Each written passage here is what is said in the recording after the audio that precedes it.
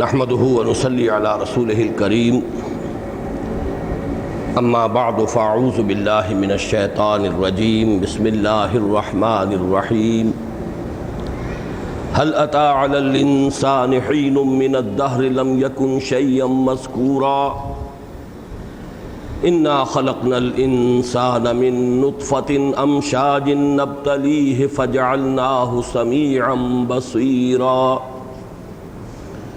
إنا هديناه السبيل إما شاكرا وإما كفورا إنا أعتدنا للكافرين سلاسل وأغلالا وسعيرا إن الأبرار يشربون من كأس كان مزاجها كافورا إلى قوله تعالى إن هذا كان لكم جزاء وكان سعيكم مشكورا صدق الله العظيم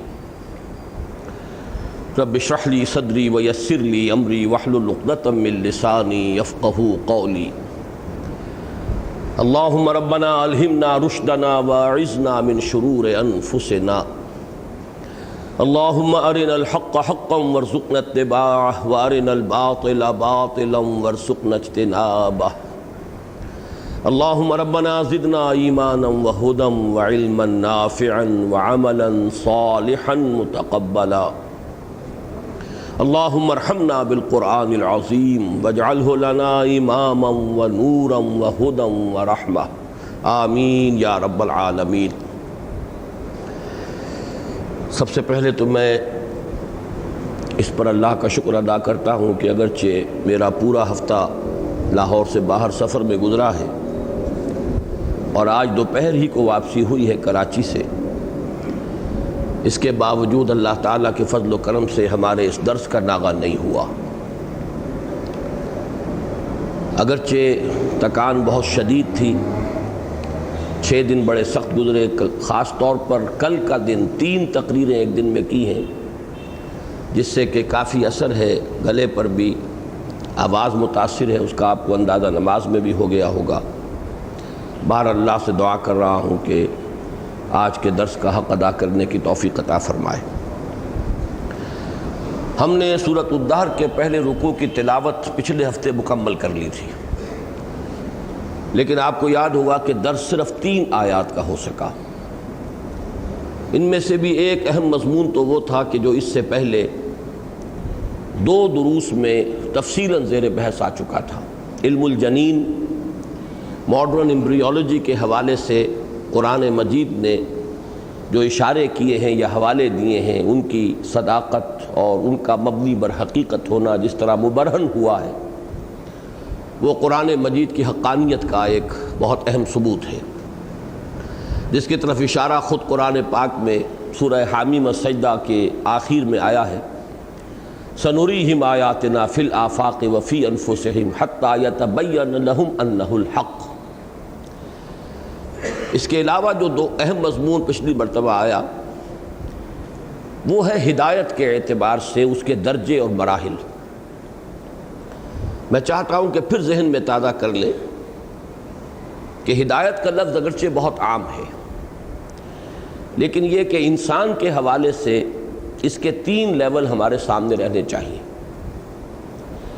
نمبر 1 تو یہ کہ انسانوں کو اللہ تعالیٰ نے ایک جبلی ہدایت بھی عطا فرمائی۔ یہ جبلت یہ ہر تمام حیوانات میں بھی ہے۔ حیوانوں کو اللہ نے یہ علم دیا ہے کہ کیا شے ان کے کھانے کی ہے، کیا شے ان کے کھانے کی نہیں ہے۔ کسی نے انہیں تعلیم نہیں دی ہے۔ شیر کو کسی نے یہ سکھایا نہیں ہے کہ اسے صرف گوشت کھانا ہے، گھاس نہیں کھانا، اور بکری کو کسی جگہ یہ تعلیم نہیں دی گئی کہ اسے گھاس پتے کھانے ہیں، گوشت نہیں کھانا۔ یہ جبلت میں ہے۔ اینیمل انسٹنکٹس، حیوانی جبلتیں، ظاہر بات ہے یہ جبلتیں انسان میں بھی ہیں اور حیوانوں سے قدر اعلیٰ تر سطح پر ہیں۔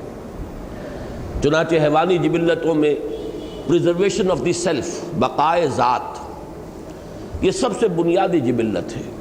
اپنا تحفظ، بچاؤ، اپنے آپ کو، اپنی زندگی کو برقرار رکھنے کی کوشش۔ اس کے بعد نمبر 2 انتہائی اہم اور قوی جبلت جو ہے انسان کی، وہ بقائے نوع ہے، پریزرویشن آف دی اسپیشیز، نسل چلتی رہے، اسی کے لیے یہ جنسیں ہیں۔ پھر یہ ایک دوسرے کی طرف کس قدر شدید ایک کشش ہے کہ جو رکھ دی گئی ہے۔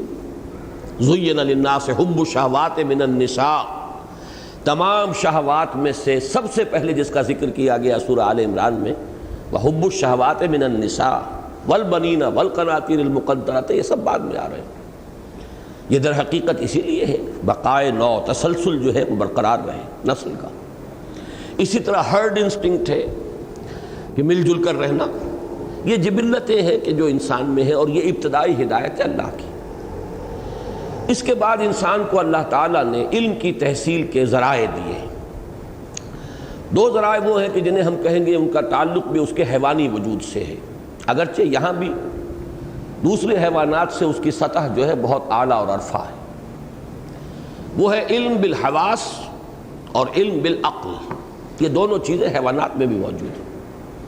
حواس کے ذریعے سے معلومات حاصل کرنا، اور پھر ان کو جوڑ کر انہیں جمع تفریق کر کے ان سے استنتاج اور استنباط کرتے ہوئے، استدلال کرتے ہوئے مزید حقیقتوں تک انسان کا پہنچنا، چاہے وہ سائنٹیفک میدان میں ہو، چاہے وہ فلسفے کے میدان میں ہو۔ اس لیے کہ فلسفہ منطق کی بنیاد پر آگے چلتا ہے، اور منطق کی بنیاد بھی مشاہدات پر ہے۔ ہماری منطق جو ہے اس کا سارا جو ہے صغرا کبرا وہ ہمارے مشاہدات پر مبنی ہے۔ تو گویا کہ یہ علم بالحواس، علم بالعقل، یہ جمع ہو کر ایک طرف سائنٹیفک نالج، اور اس کے نتیجے میں پھر اکتشافات، ایجادات، اس کی طرف انسان گیا۔ دوسری طرف یہ کہ انسان نے ستاروں سے بھی آگے جو ہے کمندیں پھینکنے کی کوشش کی، حقائق کو جاننے کی، ما وراء الطبیعاتی حقائق کو جاننے کی کوشش عقل سے کی، اس کا نام فلسفہ ہے۔ یہ تمام چیزیں بھی در حقیقت انسان کے حیوانی وجود سے متعلق ہیں۔ تیسری شے ہے اصل کہ جس کو آج کے دور میں نہیں سمجھا جا رہا، اور جو لوگ کہ مانتے ہیں نبوت کو اور وحی کو، وہ بھی اس کا صرف ایک حصہ جو ہے اس کو مانتے ہیں، وہ وحی نبوت ہے۔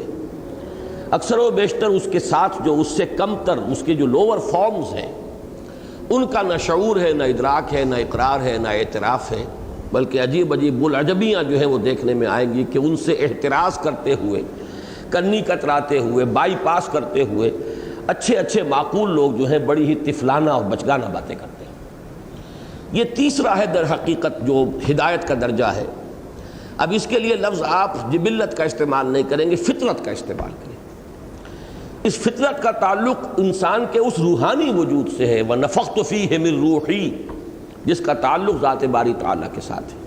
کیسا تعلق ہے یہ ہم نہیں جانتے، وہ تو ہم یہ بھی نہیں جانتے کہ ہماری جان کا ہمارے جسم سے کیا تعلق ہے، کچھ بھی نہیں جانتے، لیکن یہ کہ تعلق ہے ذات باری تعالیٰ کے ساتھ، روح انسانی کا ایک تعلق ہے۔ اتصال بے تکیف بے قیاس، ہست رب الناس را با جان ناس۔ اتصال کہتے ہیں وصل، کانٹیکٹ ہے ایک۔ کیسا کانٹیکٹ ہے؟ تکیف، کیف اس کا ہم نہیں جانتے، قیاس بھی نہیں کر سکتے، کوئی انالوجی، کوئی ہم مثال دنیا میں اپنے مادی دائرہ علم سے دے سکیں یہ بھی ممکن نہیں۔ اتصال ہے اتصال بے تکیف بے قیاس، ہست رب الناس را با جان ناس۔ اس روح انسانی کے اندر جس کا مسکن قلب ہے، اللہ تعالیٰ کی محبت بھی ہے، اللہ کی معرفت بھی ہے۔ یہ ہے وہ ہدایت کہ جو اللہ تعالیٰ نے انسان کو دے کر دنیا میں بھیجا ہے۔ انا ہدیناہ السبیل، چنانچہ یہاں تذکرہ جو ہوا انا خلقنا الانسان من نطفۃ امشاج، یہ تو وہی علم جنین سے متعلق معاملہ ہوا۔ نبتلی ہے، یہ وہ بات ہے کہ جو اس سے پہلے سورہ ملک میں آ چکی، الذی خلق الموت والحیات لیبلوکم ایکم احسن عملا۔ اب جب ہم نے اسے امتحان میں ڈالا تو فجعلناہ سمیعا بصیرا، ہم نے اسے یہ حواس دیے، اس کے ساتھ اس کو عقل عطا فرمائی، ان حواس سے جو ڈیٹا فراہم ہوتا ہے اس کو پروسیس کرے، نتیجے نکالے، آگے بڑھے۔ اور پھر اس کے بعد انا ہدیناہ السبیل، سیدھے راہ کی، حقیقت کی ہم نے اسے رہنمائی کر دی۔ اب یہ ہاں نوٹ کر لیجئے، شاید پچھلی مرتبہ میں حوالہ نہیں دے سکا، وہ بڑی مشہور حدیث جو حکمت قرآنی کی بڑی اہم اساسات میں سے ہے۔ کہ حضور نے فرمایا کل مولود یولد علی الفطرہ فابواہ یحودانہ او یمجسانہ او ینصرانہ او کما قال صلی اللہ علیہ وسلم. ہر بچہ نسل انسانی کا فطرت لے کر آتا ہے، فطرت پر پیدا ہوتا ہے. اور فطرت کیا ہے؟ فطرت اللہ التی فطر الناس علیہا، یہ تو فطرت اللہ ہے. ہر بچہ نسل انسانی کا اس پر آتا ہے. البتہ اس کے والدین، جس کو اب کہا جائے گا، میکڈوگل کا نظریہ ہے نفسیات میں، کہ انسانی شخصیت در حقیقت نتیجہ ہے دو چیزوں کا. دو چیزیں ضرب کھاتی ہیں تو انسانی پرسنالٹی وجود میں آتی ہے. Human personality is the product of hereditary factors into environmental factors.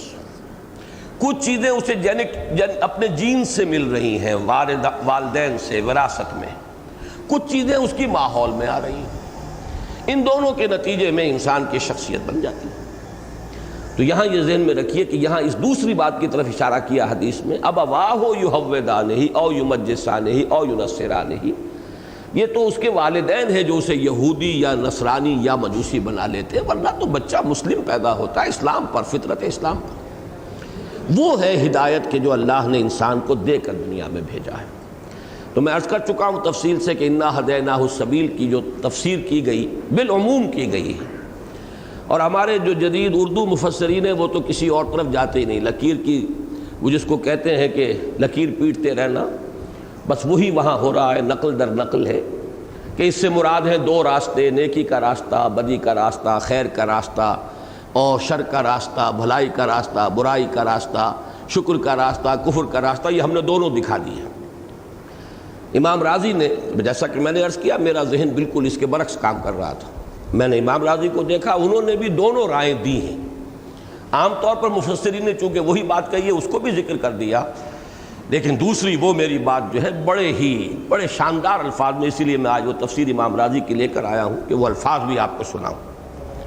اس میں یہ بات واضح کر دی کہ یہاں السبیل سے مراد ہے دی رائٹ پاتھ، صراط مستقیم، سواء السبیل. میں نے تو جب قرآن مجید میں، الحمدللہ کہ وہ کتاب ہمارے پاس ہے، المعجم المفرس لالفاظ القرآن الکریم، الفاظ کی فہرست ہمارے پاس اب موجود ہے. ہمارے اسلاف کو یہ سہولت حاصل نہیں تھی، وہ تو حفظ کرتے تھے بیچارے، اور حفظ کر کے بھی حفظ کا استحضار اس درجے ہو کہ انہیں معلوم رہے کہ ایک لفظ قرآن مجید میں کہاں کہاں آیا ہے. عام حافظوں کو یہ استحضار بھی نہیں ہوتا، لیکن ہمارے پاس اب ایسی ریفرنس بکس ہیں کہ معلوم ہے کہ یہ لفظ قرآن میں کتنی مرتبہ آیا ہے. 2 صفحے پڑھ لیجئے، سبیل کا لفظ کتنی مرتبہ آیا آپ کو مل جائے گا. تو نوٹ کر لیجئے کہ الف لام کے ساتھ معرف باللام شکل میں یہ پورے قرآن میں کہیں بھی غلط راستے کے لیے نہیں آیا، کہیں بھی گمراہی کے لیے یہ لفظ نہیں. السبیل سے مراد دی پاتھ. اب یہ تو سیدھی سی بات ہے، انگریزی میں بھی آپ اس کو سمجھیں گے. السبیل دی پاتھ، دی وے. دی وے کے معنی کیا ہوں گے؟ دی رائٹ وے، دی رائٹ پاتھ. الصراط المستقیم، سواء السبیل. باقی یہ کہ مرکب اضافی کی شکل کے اندر ضرور آیا ہے یہ سبیل المجرمین، مجرموں کا راستہ، سبیل الطاغوت، طاغوت کا راستہ، سبیل المفسدین، مفسدوں کا راستہ، سبیل الغی، وہ کجی کا راستہ، سبیل الذین لا یعلمون، نہ واقفوں کا، نہ جاننے والوں کا راستہ. اس معنی میں تو آیا ہے، لیکن یہ اضافت کے ساتھ آیا ہے، بغیر کسی اضافت کے، صرف الف لام کے ساتھ معرف باللام ہو کر یہ صرف آیا ہے فار دی رائٹ پاتھ. اور اس کے لیے میں نے تو پچھلی مرتبہ نہیں گنوائی تھی آیات، تیزی سے میں آپ کو کوٹ بھی کر دیتا ہوں. سورہ نساء کی آیت نمبر 44 میں فرمایا الم تر الی الذین اوتوا نصیبا من الکتاب یشترون الضلالۃ ویریدون ان تضلوا السبیل. کیا دیکھتے نہیں ان لوگوں کو جنہیں کتاب دی گئی تھی، وہ گمراہی خرید رہے ہیں اور وہ یہ چاہتے ہیں کہ تمہیں بھی السبیل سے ہٹا دیں، یعنی صراط مستقیم سے، سیدھے راستے سے ہٹا دیں. سورہ رعد میں فرمایا بل زین للذین کفروا مکرہم وصدوا عن السبیل. ان کافروں کے لیے ان کی چال اور ان کی تدبیریں مزین کر دی گئی ہیں اور وہ صراط مستقیم سے ہٹا دیے گئے. السبیل، صراط مستقیم. سورۃ الفرقان میں فرمایا انتم اضللتم عبادی ہؤلاء ام ہم ضلوا السبیل. اللہ تعالیٰ قیامت کے دن پوچھے گا جو بھی شیاطین جن و انس ہوں گے کہ تم نے میرے بندوں کو گمراہ کیا تھا یا یہ خود ہی السبیل سے بھٹک گئے تھے؟ وہاں بھی صرف السبیل یعنی السبیل صراط مستقیم۔ سورۃ العنکبوت میں فرمایا وَزَيَّنَ لَهُمُ الشَّيْطَانُ أَعْمَالَهُمْ فَصَدَّهُمْ عَنِ السَّبِيلِ، شیطان نے ان کے لیے ان کے اعمال بد جو ہیں انہی کو مزین کر دیا اور انہیں روک دیا، ہٹا دیا سیدھے راستے سے۔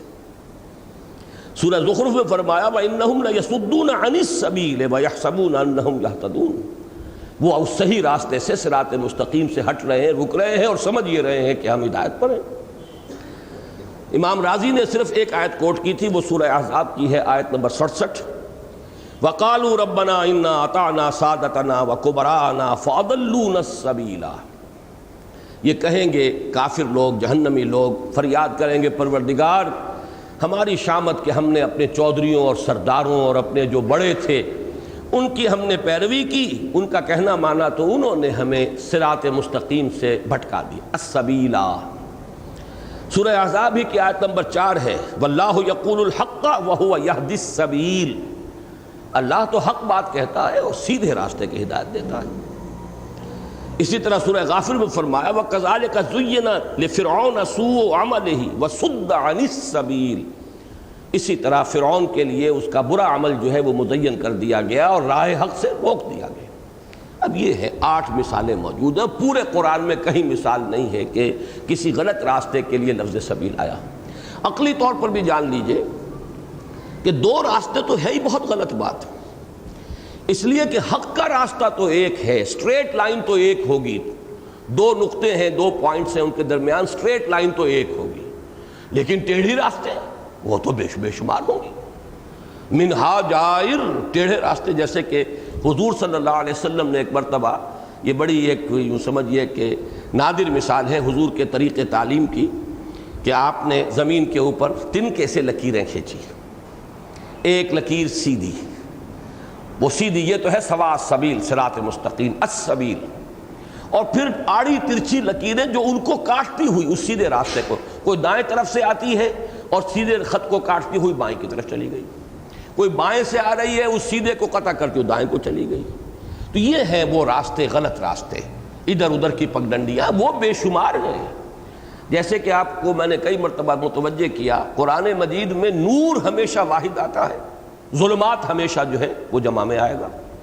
نور ایک وحدت، ایک حقیقت واحدہ ہے، ظلمات جو ہے وہ تاریکیوں کے شیڈز ہیں۔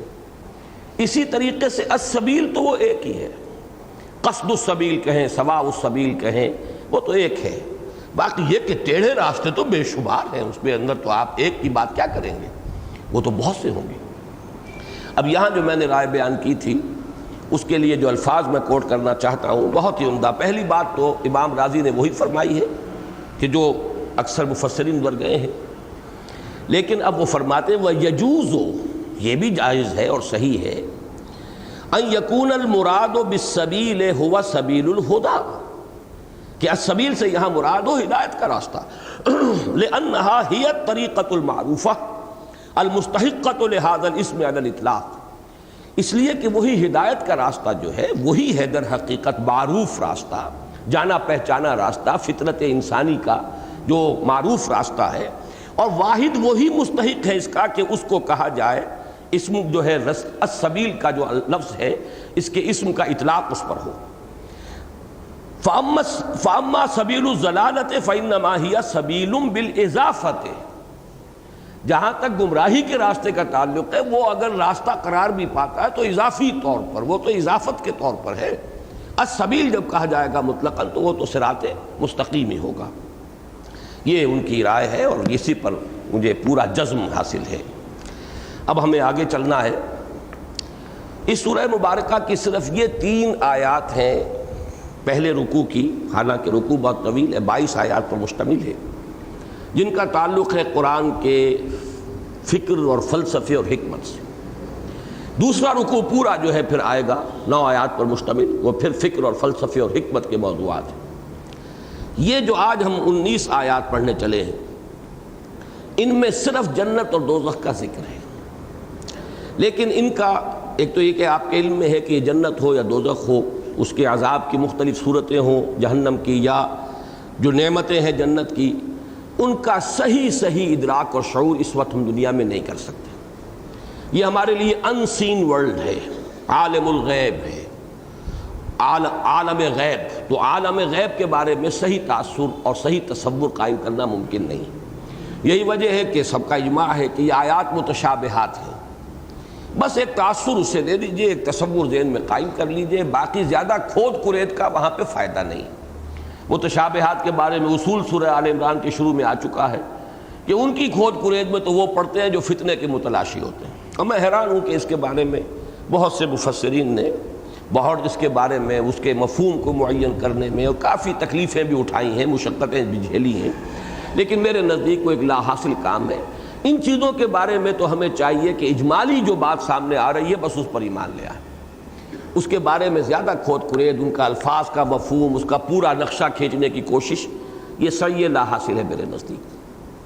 البتہ اصل بات سمجھ لیجئے، اور وہ ہے اب وہ نظم قرآن کے حوالے سے کہ سورہ قیامہ اور سورۃ الدہر کا جو یہ حصہ ہے، اس میں جو نسبت زوجیت ہے، اس نسبت زوجیت کے لیے میں نے کل پچھلی مرتبہ الفاظ استعمال کیے تھے. ایک ریسیپروکل ریشو ہوتی ہے، ریسیپروکل نسبت، 10 اور 1/10 یہ ریسیپروکل ہے، ایک دوسرے کے عکس. اس کو ہم کہیں گے ترتیب عکسی. دوسری ہوتی ہے کمپلیمنٹری، دو چیزیں مل کر کسی شے کو مکمل کر رہی ہیں.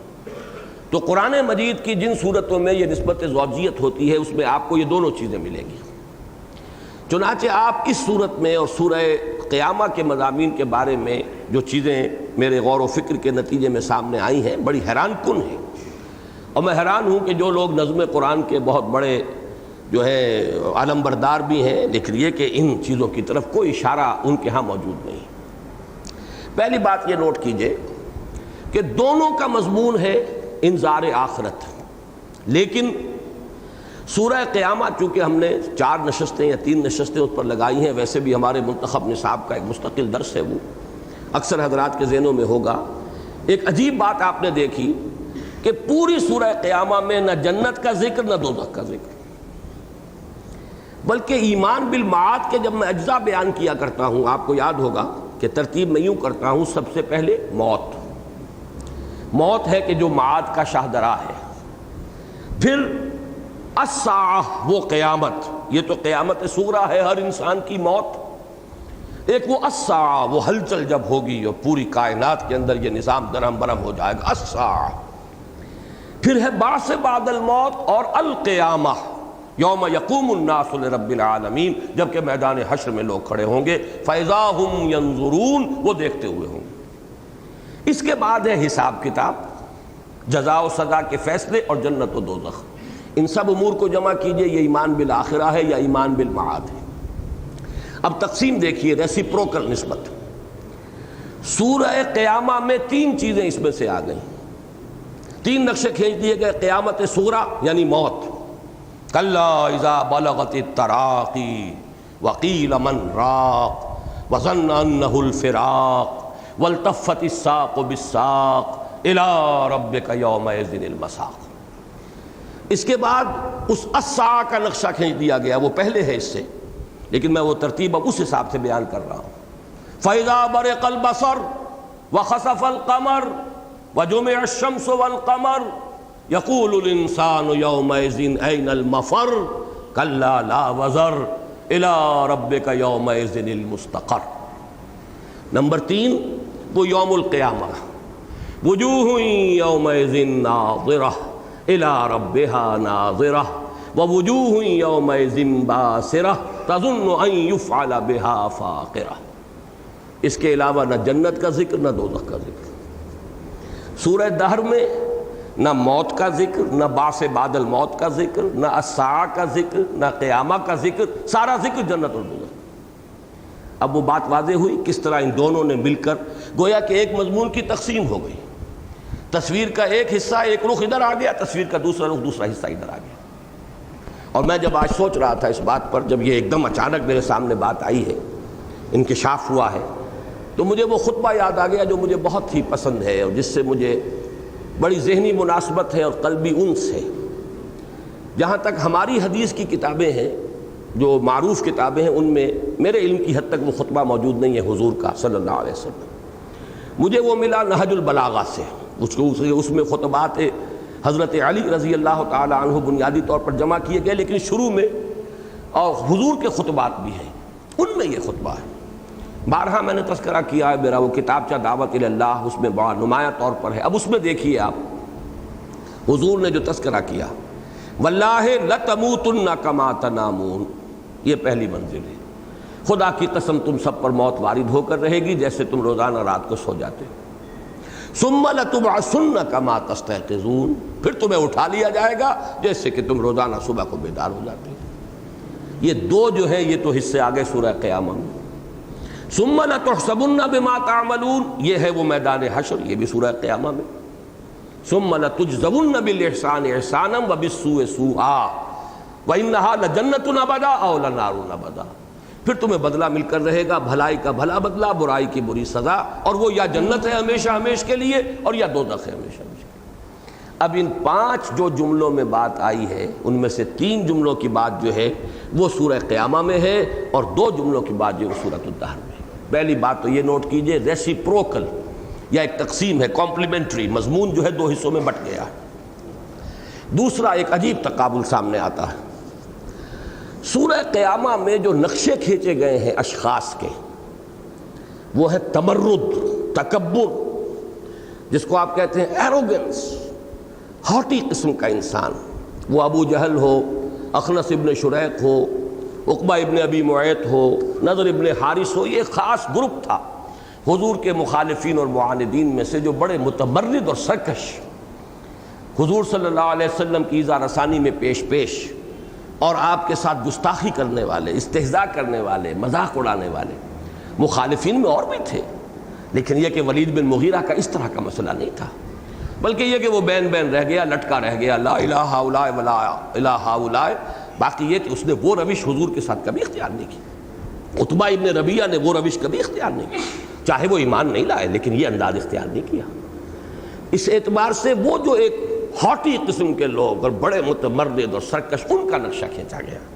اب دیکھیے کیسے کیسے نقشے کھینچے گئے کہ یہ پوچھتا ہے یسأل ایان یوم القیامہ، پوچھتا ہے بڑا، اور یہ استہزاء کہ کب ہوگی وہ قیامت، بتاؤ تو صحیح ذرا، تم نے ہمارے کان کھا لیے کہہ کر قیامت آئے گی، قیامت آئے گی، کب آئے گی یہ بتاؤ۔ یا جیسے فلا صدق ولا صلی ولكن كذب وتولى ثم ذهب الى اهله يتمطى اولى لك فاولى ثم اولى لك فاولى، یہ نقشے ہے تمرد اور تکبر اور بہت ہی سرکشی اور بہت ہی غرور کے۔ اس کے بالکل برعکس اب آپ دیکھیں گے جب ہم یہ آیات پڑھیں گے، یہاں جو نقشہ آیا بڑی تفصیل سے، ایسے لوگ جو نرم دل ہیں، جو بہت ہی نیک طبیعت ہیں، نیک طبع، وہ لوگ جن میں تواضع ہے، جو کسی بھوکے کو کھانا کھلاتے ہیں تب بھی یہ کہتے ہیں ہمیں آپ سے کسی شکریہ کی ضرورت نہیں ہے، لا نريد منکم جزاء ولا شکورا، ہم تو صرف یہ چاہتے ہیں کہ ہمارا رب راضی ہو جائے، انا نخاف من ربنا یوما عبوسا قمطریر۔ یہ تواضع بالکل برعکس ہے، یہ وہی ریسیپروکل، وہ 10 کی بجائے 1/10، ان کا غرور دیکھ کر ہو گئے خاکسار ہم۔ یہاں پہ وہی چیز آپ کو نظر آئے گی کہ وہ تمرد، سرکشی، اور یہاں پر تواضع، یہ پوری تفصیل کے ساتھ آئی۔ تیسری بات، سورہ قیامہ میں پوری صورت پر انذار کا رنگ غالب ہے، دھمکی، وعید، انذار، ڈانٹ، زجر۔ اور آپ دیکھیں گے کہ سورہ دہر میں عجیب نسبت ہے، 19 آیات آج ہم پڑھیں گے انشاءاللہ، اور جیسا کہ میں نے عرض کیا ان میں کوئی زیادہ تفصیل میں جانے کی ہمیں ضرورت نہیں ہوگی، جنت کی نعمتیں ہیں، اصل حقیقت تو وہیں چل کر پتہ چلے گا، جس کو بھی نصیب ہو گیا اس میں داخل ہونا، اللہ تعالی ہم سب کو داخل فرمائے۔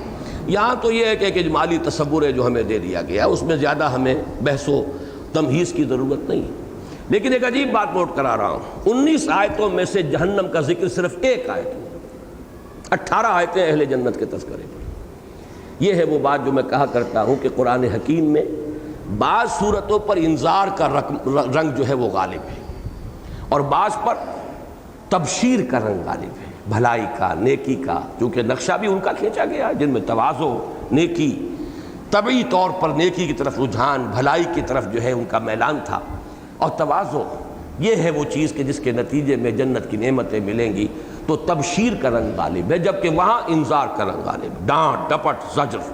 ملامت، یہ اللہ اولا لک فاولا ثم اولا لک فاولا۔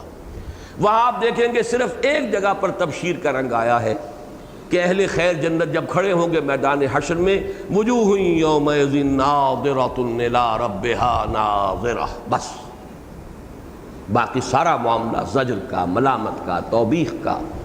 اور یہاں آپ دیکھیں گے کہ صرف ایک آیت آئی ہے کہ جو اہل جہنم کے بارے میں انا اعتدنا للکافرین سلاسل واغلالا وسعیرا، اور اب جو بات شروع ہوگی ان الابرار یشربون من کاس کان مزاجها کافورا، 18 آیتیں چلیں گی، ان ھذا کان لکم جزاء وکان سعیکم مشکورا۔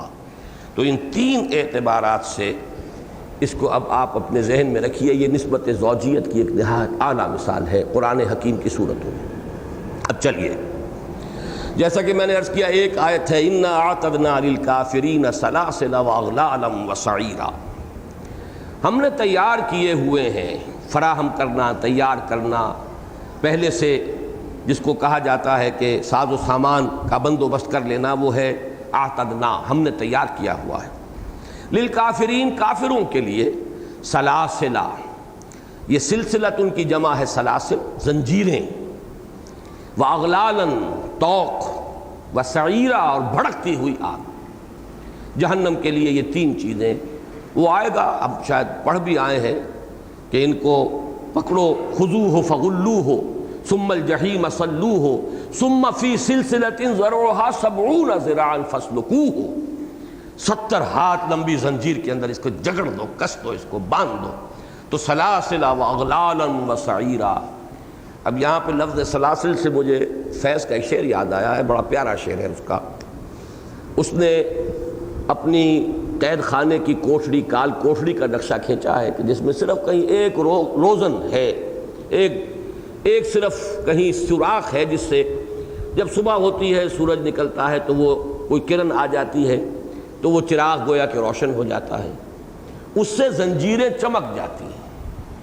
چمک اٹھے ہیں سلاسل تو ہم نے جانا ہے، اب وطن سے خطاب ہے کہ اب سحر تیرے رخ پر بکھر گئی ہوگی، اور بجھا جو روزن زندہ تو دل یہ سمجھا ہے کہ تیری مانگ ستاروں سے بھر گئی ہوگی۔ تشبیہ کا کمال ہے، اس میں کوئی شک نہیں۔ وہ لفظ سلاسل ہے، انا اعتدنا للکافرین سلاسل واغلالا وسعیرا، زنجیریں ہیں، اور 70 ہاتھ لمبی زنجیریں، اور ان کے طوق ہیں جو گلے کے اندر پڑے ہوئے ہوں گے، وسعیرا، اور بھڑکتی ہوئی آگ۔ اب یہاں سے بات شروع ہو رہی ہے، اب وہ متواضعین، ابرار، نیکوکار، بھلے لوگ، اچھے لوگ، ان الابرار یشربون من کأس کان مزاجها کافورا۔ ابرار جمع ہے بر کی، بر اور بر یہ مادہ ایک ہی ہے۔ بر نیکی کو کہتے ہیں، بھلائی، خیر۔ اس میں مولانا اصلاحی صاحب نے خاص طور پر وفاداری اور ایفاء عہد کا مفہوم جو ہے بیان کیا ہے کہ اس میں خاص طور پر شامل ہے۔ میرا اندازہ یہ ہے کہ اس کی بجائے اس کا جو اصل مادہ ہے بر، بحر کے مقابلے میں بر آتا ہے۔ سمندر میں جب انسان ہوتا تھا، اور آج بھی چاہے کتنے بڑے بڑے جہاز ہوں، بہرحال جہاز ہچکولے لیتا ہے، طبیعت جو ہے اس میں ایک بے چینی سی رہتی ہے، یو آر ویری انشور، وہ انسرٹن سا ایک ماحول جو ہے وہ رہتا ہے۔ جیسے ہی خشکی پر پاؤں رکھا، چونکہ فرم ہے زمین اب نیچے، تو ایک اطمینان کی سی کیفیت پیدا ہوتی ہے۔ یہ اطمینان قلب جو ہے در حقیقت بر کا اصل جو خلاصہ ہے، حاصل ہے، اس میں جس شے کی طرف اشارہ کیا جا رہا ہے وہ دل کا سکون اور اطمینان۔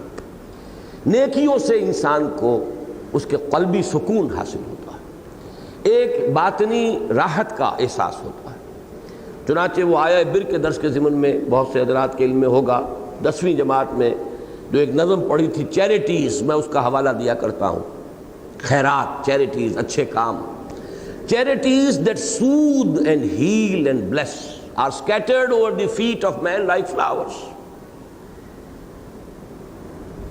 اب یہ جو ہے کہ نیکیاں انسان کے قدموں میں پھولوں کی طرح، جو چاہے پھول کھلے ہیں گلشن گلشن، لیکن اپنا اپنا دامن جو چاہے اپنے دامن بھر لے، لیکن charities that soothe and heal and bless، اس بھلائی، نیکی، خیرات، کسی کے ساتھ کسی کی تکلیف کو رفع کرنا، اس سے نہ صرف یہ کہ اس کے زخم مندمل ہوتے ہیں، آپ کو اپنے دل کے اندر بھی ٹھنڈک محسوس ہوگی، آپ کو راحت محسوس ہوگی۔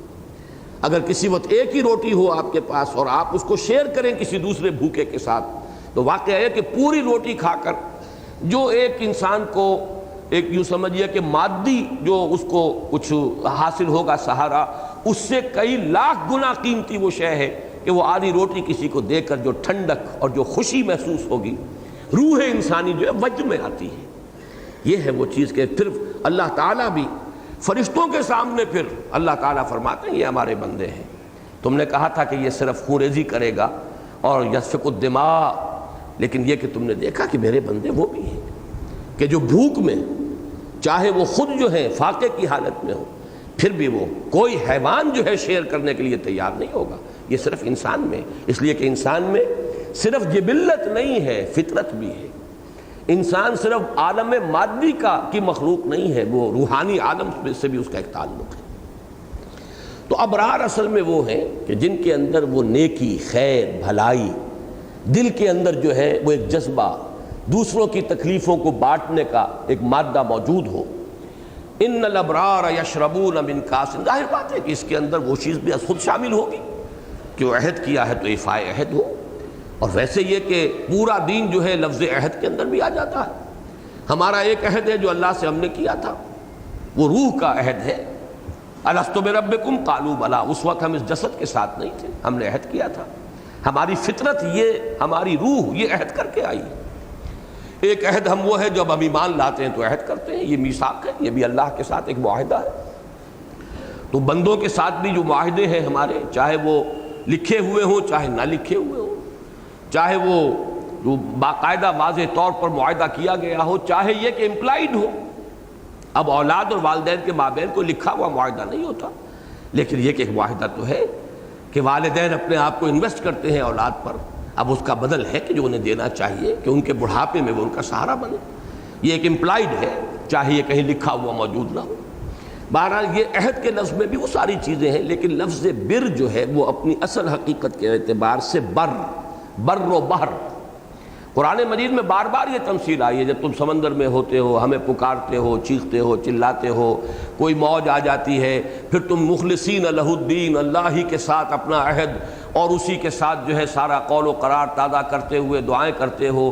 فلما نجیناکم من البر، یا انجاکم من البر، جب ہم تمہیں نجات دے دیتے ہیں خشکی پر، بس پھر سب کچھ بھول جاتے ہو، اس لیے کہ اب پاؤں زمین پر جم گئے، اب اطمینان تمہیں حاصل ہو گیا، وہ خدشے اور خطرات جو تھے اور جو ہول اٹھ رہے تھے دل میں وہ ختم ہو گئے، لہذا بھول گئے کہ ہم سے کیا عہد کیا تھا، کیسے ہمیں پکارا تھا، کیسے گڑ گڑا کر دعائیں کی تھی۔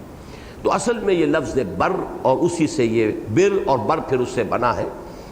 تو ان الابرار یشربون من کاس، وہ پئیں گے ایک ایسے پیالے سے، اور پیالہ کاس جو ہے، جام کہیں اسے، ساغر کہیں، پیالہ کہیں، اب جو کہیں وہ تو جب وہاں آئے گا تو معلوم ہوگا کیسا کاس ہوگا وہ۔ اور اس میں کان، اچھا مراد یہاں پہ کیا ہے، پیالے کو کوئی نہیں پیتا، پیالے سے مراد ہے وہ مشروب جو اس میں ہے۔ میں جان بوجھ کر لفظ شراب استعمال نہیں کر رہا، مشروب کہیے نا، پینے کی شے ہے، اس کے لیے لفظ شراب بھی ہے، لیکن شراب بھی عربی زبان میں تو اصلاً کہتے ہیں پینے کی شے کو۔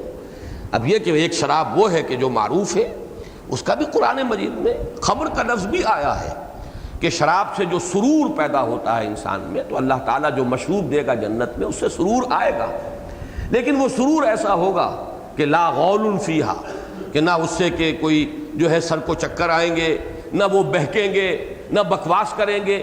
دنیا کی شراب جو ہے وہ تو ان تمام چیزوں کے ساتھ ہے، وہ ہوگی تو شراب، سرور اس کے اندر ہوگا، لیکن یہ کہ ان تمام جو اس کے اثرات بد ہیں وہ ان سے بالکل پاک اور صاف ہوگی۔ پئیں گے ایک ایسے پیالے سے، کان مزاجھا کافورا، جس میں ملونی ہوگی، مزاج امتزاج، ملا دینا، چونکہ عام طور پر شراب کو پیتے ہوئے کوئی چیز اس میں شامل کرنا، مختلف اس کے اندر فلیورز پیدا کرنا، یہ بھی اب میں تو چونکہ اس کوچے کا مسافر نہیں، مجھے معلوم نہیں، لہذا یہ باتیں سنی سنائی جو میں نے تفسیروں میں پڑھی ہیں وہی صرف دہرا رہا ہوں۔ کافور کا ہوگا، اب اس پر بڑی بحث کی گئی ہے، اب کافور تو کوئی اچھی شے نہیں ہوتی، اس کا ذائقہ جو ہے وہ تلخ ہوتا ہے، تو اب وہ مفسرین نے بحث کی ہے کہ کافور والی ٹھنڈک تو ہوگی لیکن تلخی نہیں ہوگی، ٹھیک ہے، لیکن یہ کہ اب وہ کافور کون سا کافور ہوگا جیسے کہ میں نے عرض کیا کہ جنت کی نعمتوں کے بارے میں قرآن مجید حدیث میں جو ایک لفظ آیا ہے، ما لا عین رات ولا اذن سمعت وما خطر علی قلب بشر، وہ تو وہ نعمتیں ہیں جو نہ کسی آنکھ نے دیکھی، نہ کسی کان نے سنی، نہ کسی کے دل کے اوپر ان کا کوئی احساس وارد ہوا۔ بہرحال شکلیں ہوں گی، متشابہ تو ہوں گی وہ دنیا کی نعمتوں سے، لیکن اپنی حقیقت اور ماہیت کے اعتبار سے بالکل مختلف چیزیں ہوں گی۔ کان مزاجھا کافورا، اس میں ملونی ہوگی کافور کی۔ عین یشرب بہا عباد اللہ یفجرونہا تفجیرا، اور یہ کافور کیا ہے؟ یہ ایک چشمہ ہے۔ عینن جو ہے یہاں پر یہ بدل کے طور پر آیا ہے، کافور کا بدل، یہ ایک چشمہ ہے۔ یشرب بہا، بہا میں جو با ہے، اب عام لوگوں نے تو لیا ہے اس کو با جو ہے کسی معیت، کسی شے کے ساتھ ہونے کا، یعنی یہ کہ وہ اس چشمے کا پانی ملا کر شراب میں پئیں گے، وہ جو شراب طہور جو بھی ہوگی جنت میں ملے گی اسے ڈائلیوٹ کریں شاید، یا جو بھی ان کے پیش نظر ہو۔ لیکن مولانا اصلاحی صاحب نے ایک بات کہی ہے، وہ بڑی اچھی ہے، دل کو لگی ہے، کہ یہاں جو با ہے بہا میں، یہ با ظرفیت کا ہے، یعنی جیسے کہ عام دنیا میں بھی ایک نقشہ ہے کہ ندی کنارے بیٹھ کر وہ ایک خاص سہانا منظر ہوتا ہے، وہاں بیٹھ کر جو ہے محفل ناؤ نوش جو ہے وہ وہاں پر منعقد ہو، تو یہ ایک چشمہ ہے جنت کا، عین یشرب بہا عباد، اس کے کناروں پر بیٹھ کر وہاں پر یہ ان کی محفلیں جو ہے ناؤ نوش اسے کہیے وہ منعقد ہوگی۔ یفجرونہا تفجیرا، اللہ کے بندے عباد اللہ، اللہ کے نیک بندے، یفجرونہا تفجیرا، وہ فجر کہتے ہیں پھاڑ لینا، شاخ نکال لینا، پھاڑنا اصل مفہوم ہے اس کا۔ جب کوئی ندی دو حصوں میں بٹ گئی تو پھٹ گئی، ایک شاخ ادھر گئی ایک ادھر گئی، تو وہ اس کو کی شاخیں نکال لیں گے بآسانی، جیسے چاہیں گے۔ کوئی کسیاں اور کدال لے کر جو ہے اس کی خاص نالی اپنے قصر میں لانے کی ضرورت نہیں ہوگی، اشارے کی بات ہوگی، اور اس چشمے کی ایک جو شاخ ہے وہ ان کی اپنی جنت کے اندر بھی آ جائے گی۔ یفجرونہا تفجیرا، وہ اس کی شاخیں نکال لیں گے بآسانی، جیسے چاہیں گے۔ اب یہاں آئی ہے بات، ان لوگوں کا اب کردار کیا تھا؟ یوفون بالنذر ویخافون یوما کان شرہ مستطیرا، وہ پورا کرتے تھے نذر کو اور ڈرتے رہتے تھے اس دن سے کہ جس کا شر، جس کی برائی، جس کی سختی مستطیر ہوگی، پھیل جانے والی ہوگی، گمبھیر ہوگی، ہماگیر ہوگی۔ یہ ان کی ایک کیفیت ہے باطنی، خوف، اللہ تعالیٰ کے محاسبے کا خوف، قیامت کے دن کا خوف، وہ خوف جس کے بارے میں ہمیں ملتا ہے کہ حضرت ابو بکر فرمایا کرتے تھے، کاش کہ میں گھاس کا ایک تنکا ہوتا جو جلا دیا جاتا ہے اور پھر اس کا وجود نہیں ہوتا، اس کا کوئی محاسبہ نہیں ہوگا، کاش کہ میں درختوں پہ چہچہاتی ہوئی چڑیا ہوتا جس سے کوئی حساب کتاب نہیں ہوگا۔ یہ جو خوف ہے اس دن کا، یہ جو ہے بڑے سے بڑے انسان کے دل سے نہیں نکلنا چاہیے۔ اگر ابو بکر صدیق کے دل سے نہیں نکلا تو تاب دیگراں چہ رسد کس کو وہ مقام حاصل ہوگا کہ وہ اس دن کا خوف جو ہے۔ یخافون یوما تتقلب فیہ القلوب والابصار، سورہ نور میں وہ جو رکوع آیا ہے آیات نور والا، اس میں کتنی مدح کی گئی ہے، کتنی ان کی تعریفیں بیان کی گئی ہیں، لیکن اس کے بعد بھی یخافون یوما، وہ ڈرتے رہتے ہیں، تتقلب فیہ القلوب والابصار، جس دن کے نگاہیں الٹ جائیں گی، دل پلٹ جائیں گے، ہول سے دل جو ہے الٹ جائیں گے، اس کا خوف جو ہے وہ رہنا چاہیے۔ تو فرمایا وہ ڈرتے رہتے تھے، یخافون یوما کان شرہ مستطیرا، اس کی جو سختی ہے وہ تو وہ لوگ بچائے لیے جائیں گے، جو اللہ کے خاص بندے ہوں گے وہ بچا لیے جائیں گے، جیسے کہ بعض احادیث میں آتا ہے کہ اللہ تعالیٰ انہیں خاص اپنے عرش کے سائے تلے جو ہے وہ جگہ دے گا، جیسے ہم پڑھائے ہیں کہ وہ تو دیدار خداوندی کی لذت سے بہرہ ور ہو رہے ہوں گے، ان کے چہروں پر تو نظرتم و سرورا، وہ جو ناظرتن ہم نے دیکھا ابھی، وجوہ یومئذ ناظرۃ الی ربہا ناظرہ، اور تعرف فی وجوہہم من نظرۃ النعیم، نعمتوں میں جیسے کہ نعمتوں میں پلے ہوئے لوگ ہوتے ہیں، ان کے چہرے پھول جیسے ہوتے ہیں، کھلے ہوئے ہوتے ہیں، شاداب ہوتے ہیں، تر و تازہ ہوتے ہیں، ایسے ہوں گے۔ لیکن یہ کہ وہ لوگ کتنے ہوں گے؟ نوع انسانی میں سے ایسے لوگوں کی تعداد تو آٹے میں نمک کے برابر ہوگی۔ اکثر و بیشتر نوع انسانی جو ہے وہ تو جیسا کہ قرآن مجید کہتا ہے ان تطع اکثر من فی الارض یضلوک عن سبیل اللہ وما یؤمن اکثرهم باللہ الا وهم مشرکون، یعنی ایک تو وہ لوگ ہیں جو اللہ کو مانتے ہی نہیں، جو مانتے بھی ہیں تو ان کی اکثریت وہ ہے جو کسی نہ کسی نوع کے شرک میں ملوث ہو کر مانتی ہے۔ خالص توحید کے ساتھ اللہ کو ماننا کس کس کو نصیب ہوتا ہے؟ کتنے لوگ ہوں گے وہ؟ تو اکثر و بیشتر کا حال تو وہی ہوگا۔ تو فرمایا وَيَخَافُونَ يَوْمًا كَانَ شَرُّهُ مُسْتَطِيرًا، وہ ڈرتے ہیں جس کی شر، جس کی برائی، جس کی سختی، جس کی صعوبت جو ہے پھیل جانے والی ہوگی، اور اس کا دنیا میں جو اس کی کردار میں جو اس کا اثر تھا، وہ فرمایا یوفون بالنذر۔ یہ لفظ جو ہے ذرا وضاحت طلب ہے، اس لیے کہ نذر کی مولانا مودودی نے تو اتنی تفصیل سے انسائکلوپیڈیا لکھ دیا ہے تفہیم القرآن میں، عجیب انداز ہے تفہیم القرآن کا۔ مولانا مودودی نے شروع میں بہت مختصر لکھی، پہلی جلد میں 7.5 پارے آ گئے، اس لیے کہ فقہی معاملات اور اس قسم کی تفصیلات میں وہ نہیں جاتے تھے، لیکن آخری جلدوں میں تو وہ نظر کے اوپر ہی انہوں نے شاید 7-8 صفحے جو ہیں وہ لکھ دیے ہیں، وہ سارا انسائکلوپیڈیا جمع کر دیا ہے، نظر کی کتنی قسمیں ہیں، کیا احکام ہے۔ تو نظر کی 2 قسمیں موٹی موٹی ہیں، اس کو سمجھ لیجئے۔ نظر تبرر، نیکی کی نظر ماننا، بر، بھلائی کا کوئی کام کرنا، اس کی بھی 2 قسمیں ابھی وہ میں آپ سے عرض کروں گا۔ ایک ہے نظر اللجاج، ایک آدمی قسم کھا بیٹھتا کہ میں یہ کام اب نہیں کروں گا، کوئی اچھے کام کو اپنے اوپر حرام کر لیتا ہے، جیسے حضرت ابوبکر صدیق بھی غصے میں آ کر قسم کھا بیٹھے تھے کہ میں فلاں کے ساتھ اب بھلائی نہیں کروں گا، اس لیے کہ وہ آپ کے اگرچہ عزیز تھے، رشتہ دار تھے، مستح، لیکن وہ بھی حضرت عائشہ پر جب تہمت لگی ہے تو اس میں وہ بھی شامل ہو گئے تھے، اس فتنے میں ملوث ہو گئے تھے۔ تو طبع انسانی ہے، طبع بشری ہے، آپ کو جو ملال اور غصہ تھا کہ یہ میرا پروردہ اور میں اس کے ساتھ کتنا حسن سلوک کرتا رہا، اور یہ شخص شامل ہو گیا میری بیٹی پر تہمت لگانے۔ لیکن اس کے بعد سورہ نور میں وہ آیت اتری ہے کہ لا یأتل اولو الفضل منکم، جو فضل والے ہیں جنہیں ہم نے نوازا ہوا ہے وہ ایسی قسمیں نہ کھائیں، کیا وہ یہ نہیں چاہتے کہ اللہ تعالیٰ انہیں بھی معاف کرے؟ تو حضرت ابوبکر نے فوراً آیت پر پڑھا، اے اللہ میں چاہتا ہوں کہ تو مجھے معاف کرے، اور وہ جو بھی قسم تھی یا جو بھی آپ نے کہا تھا کہ اس سے میں اب بھلائی نہیں کروں گا، اس سے واپس ہوں۔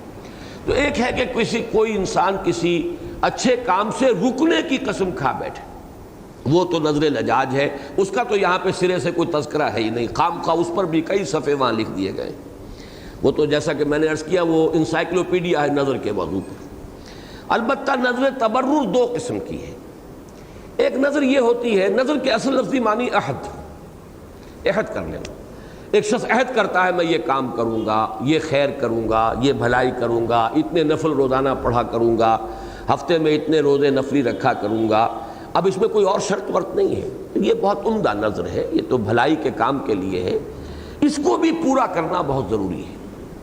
اس کو جب انسان اگر پورا نہیں کرے گا تو گویا کہ وہ اپنے ساتھ خیانت کر رہا ہے۔ یہ بالکل وہ الفاظ ہیں کہ جو سورہ بقرہ میں آئے ہیں، علم اللہ انکم کنتم تختانون انفسکم، اللہ کے علم میں ہے کہ تم اپنے آپ سے خیانت کر رہے تھے۔ ظاہر بات ہے کہ انسان کے اندر ایک قوت ارادی ہے جو اللہ نے اسے دی ہے، وہ قوت ارادی پھر ضعیف ہو جاتی ہے، آپ نے ایک ارادہ کیا اور پھر اس ارادے کے اوپر آپ کاربند نہیں رہ سکے، تو گویا کہ آپ کی قوت ارادی جو ہے وہ کمزور ہوئی، اب یہ اور کمزور ہو جائے گی۔ تو جب آپ نے کسی خیر کا ارادہ کیا ہو، کسی نیک کام کا ایک عہد کر لیا ہو، اب اس کو پورا کرنا چاہیے، یہ ایفائے عہد، یہ در حقیقت تربیت ہے آپ کی قوت ارادی کی، اس کے اندر طاقت پیدا ہوگی، وہ بڑے سے بڑے کام جو ہے اس کے لیے اپنے اندر استعداد پیدا کرے گی۔ ایک نظر تبرر کے اندر یہ بھی ہوتا ہے، یہ کچھ شرطیہ سی بات ہوتی ہے، اگر میرا یہ کام ہو جائے تو میں اتنے مسکینوں کو کھانا کھلاؤں گا، اور اگر میرا اتنا کام ہو جائے تو میں یہ کام کر دوں گا، صدقہ کروں گا، خیرات کروں گا، اس کا بھی پورا کرنا لازم ہے۔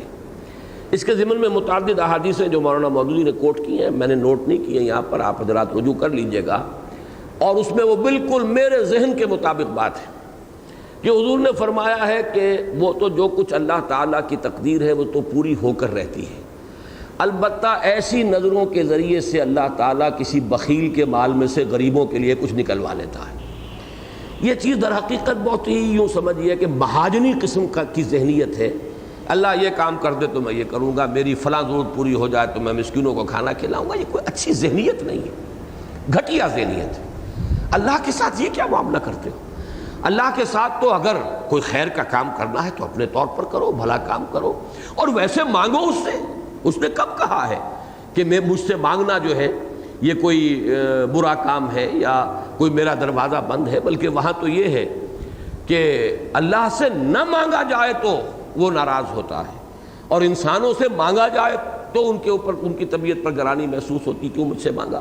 اچھے سے اچھے آدمی پر بھی ایک دفعہ ضرور انقباض آتا ہے کہ خام خواہ اس نے مجھے امتحان میں ڈال دیا یہ سوال کر کے، یہ دستے سوال میرے سامنے دراز کر کے۔ لیکن اللہ تعالیٰ سے اگر نہ مانگا جائے تو اللہ ناراض ہوتے ہیں، تو مانگو ان سے۔ اب یہ خام خواہ جو ہے وہ اس میں معاذ اللہ میں یہ لفظ استعمال کر رہا ہوں، اللہ تعالیٰ کو بھی رشوت دینے کی کوشش جو ہے یہ بڑی گھٹیا ذہنیت ہے، اور مجھے بالکل اس کی جو ہے ان احادیث کے اندر توثیق ملی ہے کہ جو مولانا مودودی نے کوٹ کی ہیں کہ یہ بھی صرف اللہ تعالیٰ در حقیقت اس ذریعے سے بخیل کے مال میں سے کچھ غریبوں کے لیے نکلوا لیتا ہے۔ اچھا، اس میں کچھ اور بھی آگے لوگ ہیں، وہ نظر بھی مانیں گے تو نفلوں کی مانیں گے، وہ غریب کا کام پھر بھی نہیں ہوگا، وہ اتنی نفلیں پڑھ لوں گا اور اتنے روزے رکھ دوں گا اس میں جو ہے، اور یہ کہ کسی بھلائی کے کام کا نہیں۔ یہ چیزیں در حقیقت کسی دور میں جب کہ پوری شریعت نہیں آئی تھی، حقوق العباد معین نہیں تھے، سارا ہمارے سامنے نظام نہیں تھا، تو دینی جو مزاج ہے اس کے اندر نظر کی بڑی اہمیت تھی۔ ہمارے دین میں اب نظر کی وہ اہمیت رہی نہیں ہے، تاہم جو بھی نظر انسان مان لے، چاہے وہ مشروط ہے، خیر کے کام جو ہے اس کا ایک عہد کیا، ارادہ کیا ہے، یہ بھی ایک عہد ہے، ان العہد کان مسئولا، اپنا اس عہد کو پورا کرو، ورنہ تمہاری اپنی قوت ارادی جو ہے اس کی شکست و ریخت ہو جائے گی، اس میں اور ضعف پیدا ہو جائے گا، اس کا نقد جو ہے سزا دنیا میں مل جائے گی۔ اور یہ کہ اگر کوئی ایسا کیا بھی ہے تو حرام بہرحال نہیں ہے، یہ مجھے اس سے ایک مزاجی مناسبت نہیں، اور مجھے جو ہے اس سے سپورٹ مل گئی ان احادیث سے کہ جو مولانا مودودی نے جن کا حوالہ دیا، اور متعدد احادیث ہیں کہ اس میں در حقیقت کسی بخیل کے مال میں سے اللہ تعالیٰ کچھ نکلوا لیتا ہے غریبوں کے لیے، اس کا ایک حیلہ اللہ کی طرف سے یہ بن جاتا ہے۔ بہرحال وہ ہے کہ اس کی ایفا اس کا بھی بہت ضروری ہے، اگر آپ نے عہد کیا ہے۔ یوفون بالنذر ویخافون یوما کان شرہ مستطیرا ویطعمون الطعام علی حبہ مسکینا ویتیما واسیرا، اور کھانا کھلاتے ہیں وہ علی حبہ، اس پر ہم بڑی مفصل بحث جو ہے آیت البر کے درس میں کرتے ہیں کہ علی حبہ کا ایک ترجمہ کر دیا جاتا ہے اللہ کی محبت میں، یہ صحیح نہیں ہے، اس اعتبار سے بھی صحیح نہیں ہے کہ اعلیٰ مخالفت کے لیے آتا ہے، اعلیٰ رغم، اس کے اعلیٰ رغم یہ ہو رہا ہے، تو اس اعتبار سے آپ نوٹ کیجئے کہ در حقیقت اعلیٰ مخالفت کے لیے، اعلیٰ حب ہی یعنی کھانا انسان کو خود محبوب ہو، جس کو کہا گیا ہے سورہ بلد میں فَكُّ رَقَبَةٍ أَوْ إِطْعَامٌ فِي يَوْمٍ ذِي مَسْغَبَةٍ يَتِيمًا ذَا مَقْرَبَةٍ أَوْ مِسْكِينًا ذَا مَتْرَبَةٍ، جب اپنے لالے پڑے ہوئے ہوں، قحط ہو، اپنا بھی معلوم ہو رہا ہو کہ سٹاک ختم ہو رہا ہے، اپنے لیے اندیشے ہیں، اس وقت بھی اگر انسان جو ہے بھوکوں کو کھانا کھلاتا ہے تو یہ ہے نیکی کا کام، جبکہ وہ رزق اسے خود محبوب ہو۔ ایک کروڑ پتی ہے، ارب پتی ہے، اس نے کوئی ایک لنگر کھول دیا ہے، اس کی کوئی قدر و قیمت اللہ کی نگاہ میں نہیں، اصل تو اس کی ہوگی جبکہ خود اس کے اندر جو ہے احتیاج ہو، اور اپنی اس احتیاج یوسرون علی انفسہم ولو کان بہم خصاصہ، چاہے خود انہیں تنگی ہو اور ضرورت ہو اور احتیاج ہو، پھر بھی وہ اپنی ضرورت پر دوسروں کی ضرورتوں کو ترجیح دیں، یہ ہے خیر کا کام، یہ ہے نیکی کا کام۔ تو فرمایا وَيُطْعِمُونَ الطَّعَامَ عَلَىٰ حُبِّهِ، ویسے بھی طعام جو ہے مال ہے، مال انسان کو طبعی طور پر محبوب ہے، میں لفظ فطری یہاں استعمال نہیں کر رہا، طبعاً جبلی طور پر۔ زُيِّنَ لِلنَّاسِ حُبُّ الشَّهَوَاتِ مِنَ النِّسَاءِ وَالْبَنِينَ وَالْقَنَاطِيرِ الْمُقَنطَرَةِ مِنَ الذَّهَبِ وَالْفِضَّةِ وَالْخَيْلِ الْمُسَوَّمَةِ وَالْأَنْعَامِ وَالْحَرْثِ، یہ تمام چیزیں انسان کو طبعاً یہ محبوب ہیں، تو ان کے محبوب ہونے کے علی الرغم اس کے باوجود وہ وہ کھلاتے ہیں کس کو؟ مسکینم و یتیمم و اسیرا، مسکین کو بھی، یتیم کو بھی، اور کسی قیدی کو بھی۔ اس آیت کے حوالے سے ہمارے ہاں ایک روایت، حالانکہ اس کا کوئی سند کا درجہ نہیں ہے، لیکن یہ کہ اس کے اوپر چونکہ سرنامے پر حضرت عبداللہ ابن عباس کا نام آ گیا، حضرت عبداللہ ابن عباس رضی اللہ تعالی عنہما سے مروی ہے، ویسے آگے کوئی سند نہیں موجود صحیح ایسی کہ جس کو کوئی قابل اعتنا ہو، لیکن وہ قصہ اتنا ہمارے ہاں عام ہوا ہے اور اس کو اس طرح بیان کیا گیا ہے کہ معلوم ہوتا ہے کہ شاید اس آیت کی تفسیر صرف وہی واقعہ ہے۔ حالانکہ کوئی تعلق اس سے نہیں۔ یہ آیت، یہ پوری صورت مکی ہے۔ وہ واقعہ جو بیان کیا جاتا ہے وہ مدنی دور کا بھی کوئی آخری زمانہ ہو سکتا ہے۔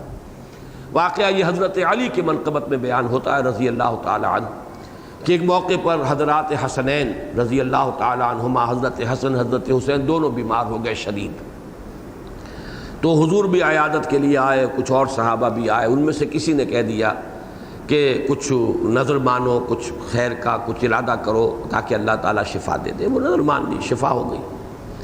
اب اس کے بعد یہ ہے کہ انتہائی یعنی فقر و فاقہ حضرت علی کے ہاں، تو بعد میں جو صورتحال رہی ہو، لیکن یہ کہ حضور صلی اللہ علیہ وسلم کی حیات طیبہ کے دوران تو اکثر و بیشتر حضرت علی رضی اللہ تعالی عنہ پر دنیاوی اعتبار سے، مالی اعتبار سے افلاس کا غلبہ رہا ہے، دولت مند غنی نہیں تھے آپ۔ تو وہاں یہ ہوا کہ حضرت فاطمہ نے، بچے بھی صحت مند ہو گئے، تو خاص ایک جشن منانے کے لیے چند سا جور، یہ جو ہے چند سا، وہ کہیں سے ادھارے لیے، روٹیاں پیس کے آٹا روٹیاں بنائیں، 5 روٹیاں۔ تو اب یہ حضرات جو ہیں بیٹھے ہیں، وہ ایک دن بیٹھے کھانے کے لیے، تو وہ کوئی آ گیا، کوئی مسکین، اس نے صدا لگائی اور وہ ساری روٹیاں اس کو دے دیں، اور بھوکے پیاسے حضرات حسنین بھی اور یہ دونوں میاں بیوی سو گئے۔ پھر روزہ رکھ لیا۔ اگلے روز پھر افطار کے لیے کوئی اہتمام کیا، پھر کوئی یتیم آ گیا، سب کچھ اس کو دے دیا۔ پھر بھوکے پیاسے اسی طرح روزہ رکھ لیا۔ اگلے روز پھر کوئی اہتمام بمشکل کیا، تو پھر کوئی اسیر آ گیا، قیدی آ گیا، اس کو دے دیا۔ اب وہ جو 3 دن کے یہ فاقے اور روزے بھی بغیر کسی شے کے رکھے گئے تھے، اب جب حضور کی خدمت میں حاضر ہوئے تو یہ دونوں جو ہیں حضرات حسنین، جو ان کی ٹانگیں کانپ رہی تھیں اور برا حال تھا حضرت فاطمہ کا بھی، حضرت علی کا بھی۔ اب یہ واقعہ سراسر معلوم ہوتا ہے کہ ایک بالکل ناممکن، درایت کے اعتبار سے بھی کوئی اس کے اندر وزن نظر نہیں آتا۔ کیا اتنا ظلم بھی جائز ہے؟ بیماری سے اٹھے ہوئے ہوں حضرات حسنین، اور کیا یہ بھی کوئی شکل ہے نیکی کی کہ 5 روٹیاں دے دی جائیں کسی فقیر کو؟ یہ تمام باتیں جو ہیں یہ، لیکن یہ کہ یہ قصہ چلتا ہے اور ساری تفسیروں میں بیان کیا جاتا ہے۔ ہمارے بعض مفسرین اس کے اوپر تھوڑی سی جرا بھی کر دیں گے، لیکن قصہ پورا نقل کر دیں گے۔ اب اس کا یہ ہے کہ اثر جو ہے وہ عام لوگوں پہ پھیل گیا، بلکہ اس کو تو حل عطا، یہ علامہ اقبال یہ لفظ استعمال کر گئے، بانوئے آں تاجدار حل عطا۔ اب یہ حضرت فاطمہ رضی اللہ تعالی عنہ کے لیے لفظ استعمال ہو رہے ہیں، بانوئے آں تاجدار حل عطا، یعنی حل عطا یہ صورت ہے، حل عطا علی الانسان حین من الدہر، تاجدار حل عطا حضرت علی، اور ان کی بانو، ان کی دلہن حضرت فاطمہ۔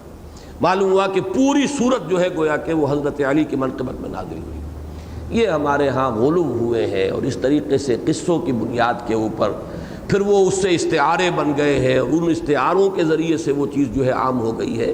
حالانکہ واقعہ یہ ہے کہ ذرا بھی انسان عقل سلیم سے کام لے، نہ تو اس کی اگر تو کچھ سند ہو تو چلیے پھر اس کے بارے میں کچھ غور کریں، کچھ تعویل کریں، کوئی اس کے لیے تلاش کریں، کوئی توجیہ کریں۔ سند بھی کوئی نہیں، صرف کہیں کا ایک قصہ ہے، صرف منسوب ہے حضرت عبداللہ ابن عباس کی طرف، بہرحال اس کے ساتھ اس کا کوئی تعلق نہیں۔ البتہ یہ ہے کہ مسکین بات سمجھ میں آتی ہے، محتاج، بھوکا، مسکین بنا ہے مسکنت سے۔ مسکنت کہتے ہیں ایک ایسی کیفیت کو جس میں انسان کے اعصاب جواب دے گئے ہوں، ضربت علیہم الذلۃ والمسکنہ، جو آدمی اپنے پاؤں پر کھڑا نہیں ہو پا رہا، تو مسکین وہی ہے جو محتاج ہے۔ بسا اوقات ایسا ہوتا ہے، آپ کو معلوم ہے نیورستھینیا ایک مرض ہے، دیکھنے میں آدمی بالکل صحیح سالم ہٹا کٹا نظر آتا ہے، لیکن اس کے اعصاب جواب دے گئے، قوت ارادی مزمحل ہو گئی، کچھ نہیں کر سکتا۔ تو مسکین کا لفظ مسکنت سے بنا ہے۔ مسکینم و یتیمن، یتیم ہے، یتیم معروف ہے، اور اسیرہ اصل میں پچھلے زمانے میں، اگرچہ یعنی مسلمانوں کے دور میں تو یہ روایت جو ہے اس طریقے سے جاری نہیں رہی ہے، اور حضرت عمر کے زمانے سے جیل خانے کا آغاز ہو گیا تھا۔ پہلے عرب میں جیل خانہ نہیں ہوتا تھا، بلکہ یہ ہے کہ جو اسیر ہوتے تھے، مثلا کسی شخص نے کسی کی رقم دینی ہے، وہ نہیں دے رہا، اب اس شخص کو اسیر بنا دیا جاتا تھا۔ اسی کا اسیر لفظ بنا ہے اصل سے، اصل کے معنی بندن۔ اسرا جو ہے، ابھی یہ لفظ آ بھی جائے گا اسی سورہ مبارکہ میں، شددنا اسرہم، ہم نے ان کی بندش بڑی مضبوط کی ہے، ان کے جو جوڑ ہیں بڑے مضبوط جوڑے ہیں ہم نے۔ اسی سے لفظ اسرا ہے، اسرا خاندان کو کہتے ہیں، اس لیے کہ ان کے لیے ایک بائنڈنگ فورس ہوتی ہے، ان کا جذبہ اخوت ہے، والدین کی شفقت ہے، بہن بھائیوں کی محبت ہے، یہ در حقیقت ایک بائنڈنگ فورس ہے، انہیں جوڑ کر رکھنے والی شے وہ اسرہ ہے۔ ہم نے تنظیم میں بھی، یہ اخوان المسلمون نے بھی یہ لفظ اختیار کیا تھا، اپنی جو ایک یونٹ ہے ابتدائی اخوان کا، اس کے لیے اسرہ، یہی لفظ ہم نے تنظیم میں استعمال کیا، نظام اسرہ۔ تو اسرہ اصل میں ہے اسر سے، اصل کے معنی بندش، جوڑ، اور یہاں پر اسیر وہی ہے جو بندھا ہوا ہے، تو اسیر اسی کے حوالے کر دیا، یہ تمہارا اسیر ہے، جب تک یہ رقم ادا نہیں ہوتی ہے اب یہ تمہارے پاس ہے، تمہاری تحویل میں۔ اب ظاہر بات ہے اسے وہ کھانا کیوں کھلائے، الٹا اور لینے کے دینے پڑ گئے ان کو، لہذا وہ یہ کہہ دیتے تھے جاؤ کھانا مانگ لو اپنے لیے، کھانا مانگ کے لے کے آ جاؤ، پھر یہاں پر جو بیڑیاں دوبارہ میں تمہارے پاؤں میں ڈال دوں گا۔ تو اس لیے اس وقت اسیروں کا بھی یہاں پر اس فہرست کے اندر اضافہ ہو جاتا ہے کہ وہ قیدی بھی جو ہوتے تھے وہ پھر وہ اتنا ہی وقت انہیں ملتا تھا کہ جاؤ جا کے مانگ لاؤ کچھ، تو وہ مانگتے تھے اور اپنا پیٹ بھرتے تھے۔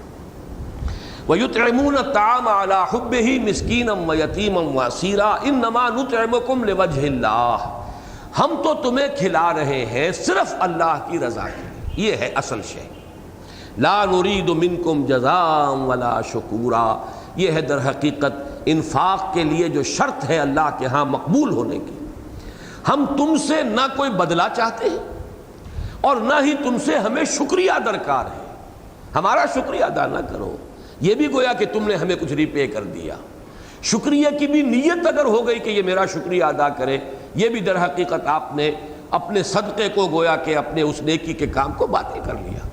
خالصتاً لوجہ اللہ، اس میں کسی اور شے کی کوئی ملاوٹ نہ ہو۔ انما نطعمکم لوجہ اللہ، ہم جو کھلا رہے ہیں حالانکہ ہم خود بھی محتاج ہیں، ہم کچھ زیادہ امیر اور غنی نہیں ہیں، علی حبہ، ہم خود بھی بہت ہی احتیاج رکھتے ہیں اس شے کی، لیکن ہم آپ کو دے رہے ہیں اس لیے کہ ہمارا رب راضی ہو جائے۔ انما نطعمکم لوجہ اللہ لا نريد منکم جزاء ولا شکورا، ہم تم سے نہیں چاہتے نہ تو کوئی جزا، کوئی بدلہ، اور نہ ہی کوئی شکر کہ احسان مند ہی ہو جاؤ، یہ ایٹیٹیوڈ ہی اختیار کر لو، ہمارے سامنے ذرا گردن ہی جھکا کے چلا کرو۔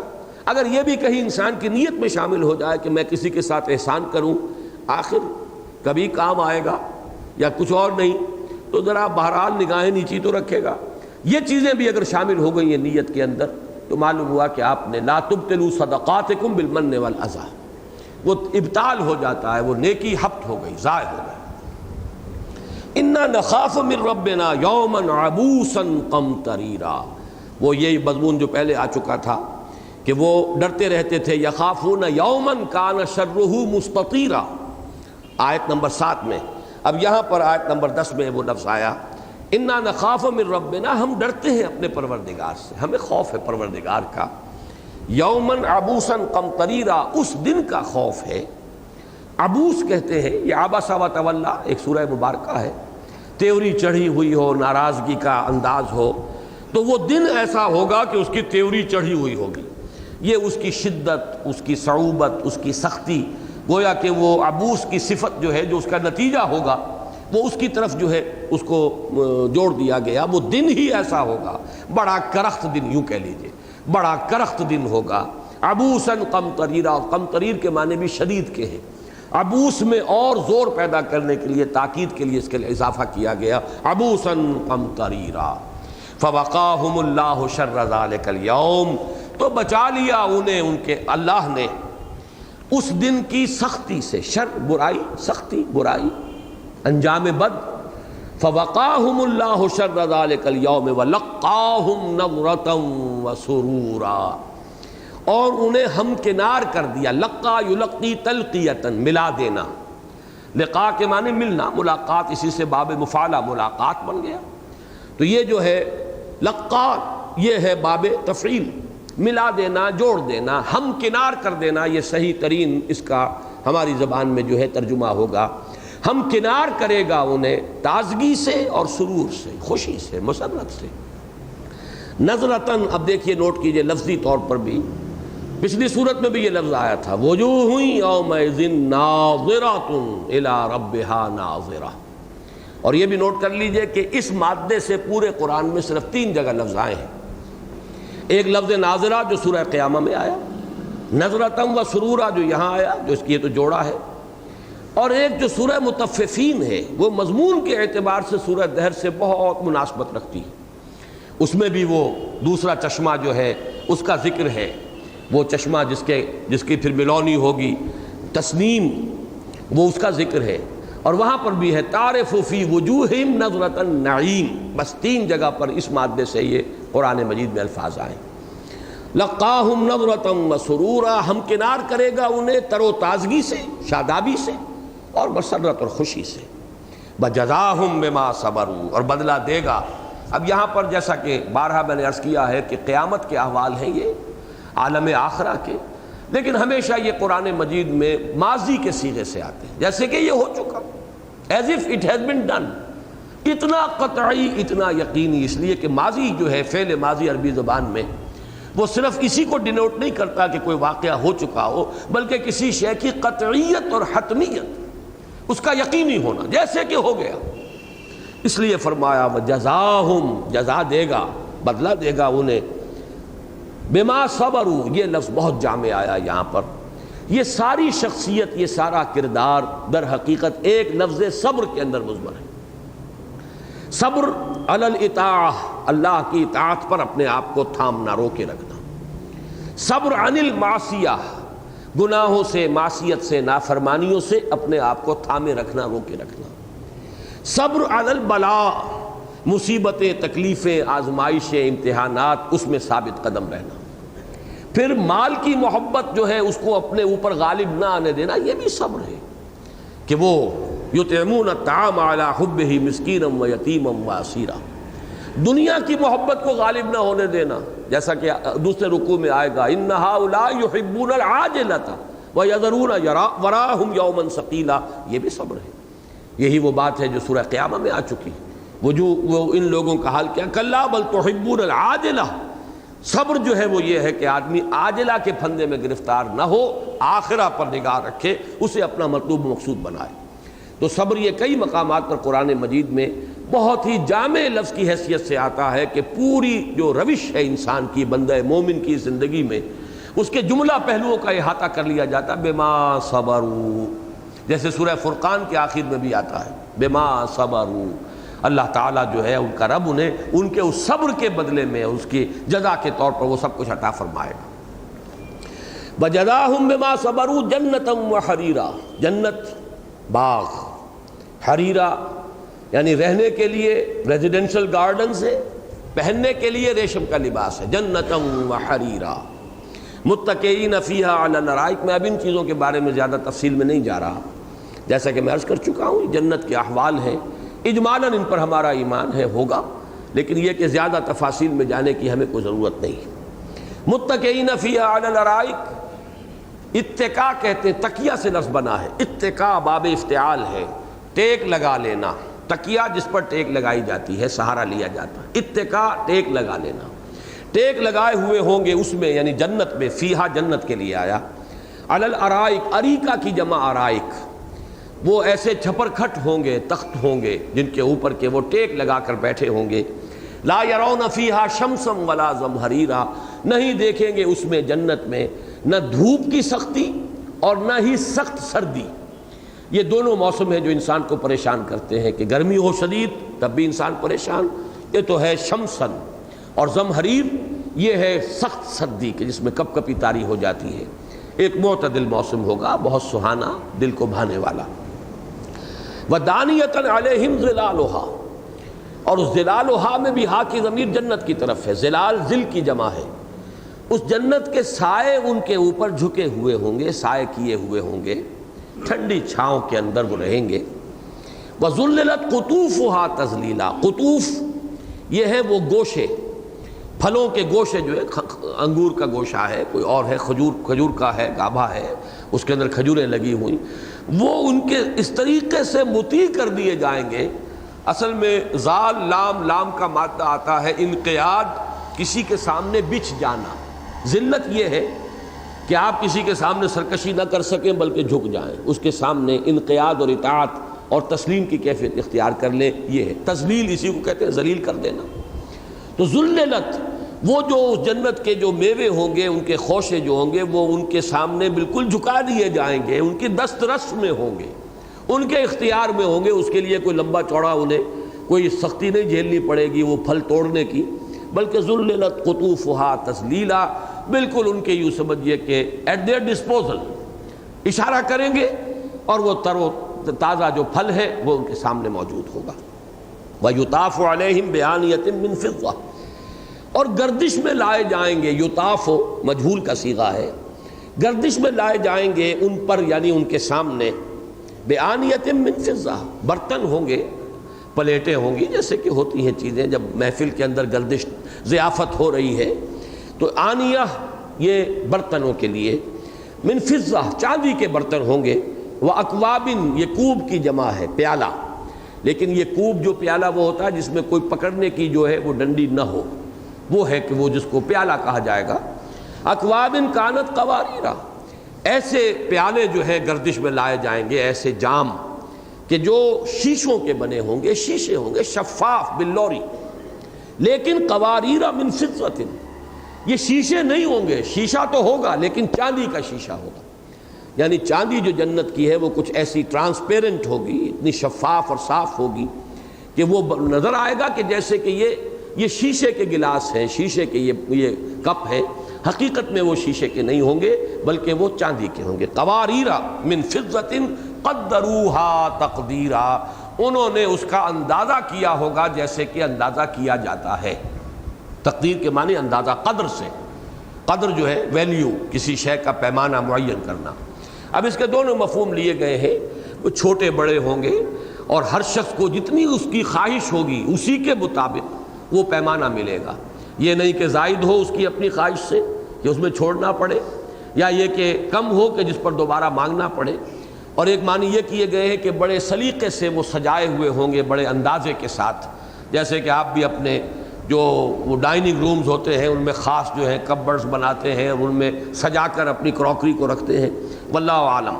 اب یہ تمام چیزیں میں پھر عرض کروں گا کہ ان کی بھی کسی تفصیل میں جانے کی ضرورت نہیں ہے۔ قواریر من فضۃ قدروها تقدیرا ویسقون فیہا کأسا کان مزاجها زنجبیلا، اور وہ پلائے جائیں گے اس میں وہ پیالہ جس میں کہ ملونی ہوگی، تمزیج ہوگی، ملاوٹ ہوگی، ملونی ہوگی زنجبیل کی، سونٹھ کی۔ یہ سونٹھ جو ہے یہ عربوں کی بہت مرغوب شے ہے، یہ کافی کے اندر بھی ڈالتے ہیں، دودھ میں بھی ڈال کر پیتے ہیں، اور یہ در حقیقت جس کو کہ ہماری قدیم جو طب ہے اس میں بادی کہا جاتا ہے، بادی مارنے والی شے ہے، تو یہ ان کے ہاں بکثرت استعمال ہوتی ہے۔ اور واقعہ یہ کہ میں خود حیران ہوا، حیدرآباد دکن سے اب ایک بزرگ تھے ہمارے، وہ مسدوسی صاحب، وہ آیا کرتے تھے چونکہ وہ عرب تھے، تو انہوں نے جب مجھے وہ سونٹھ پلائی ہے کافی میں تو جو لذت محسوس ہوئی مجھے، وہ مجھے آج تک یاد ہے۔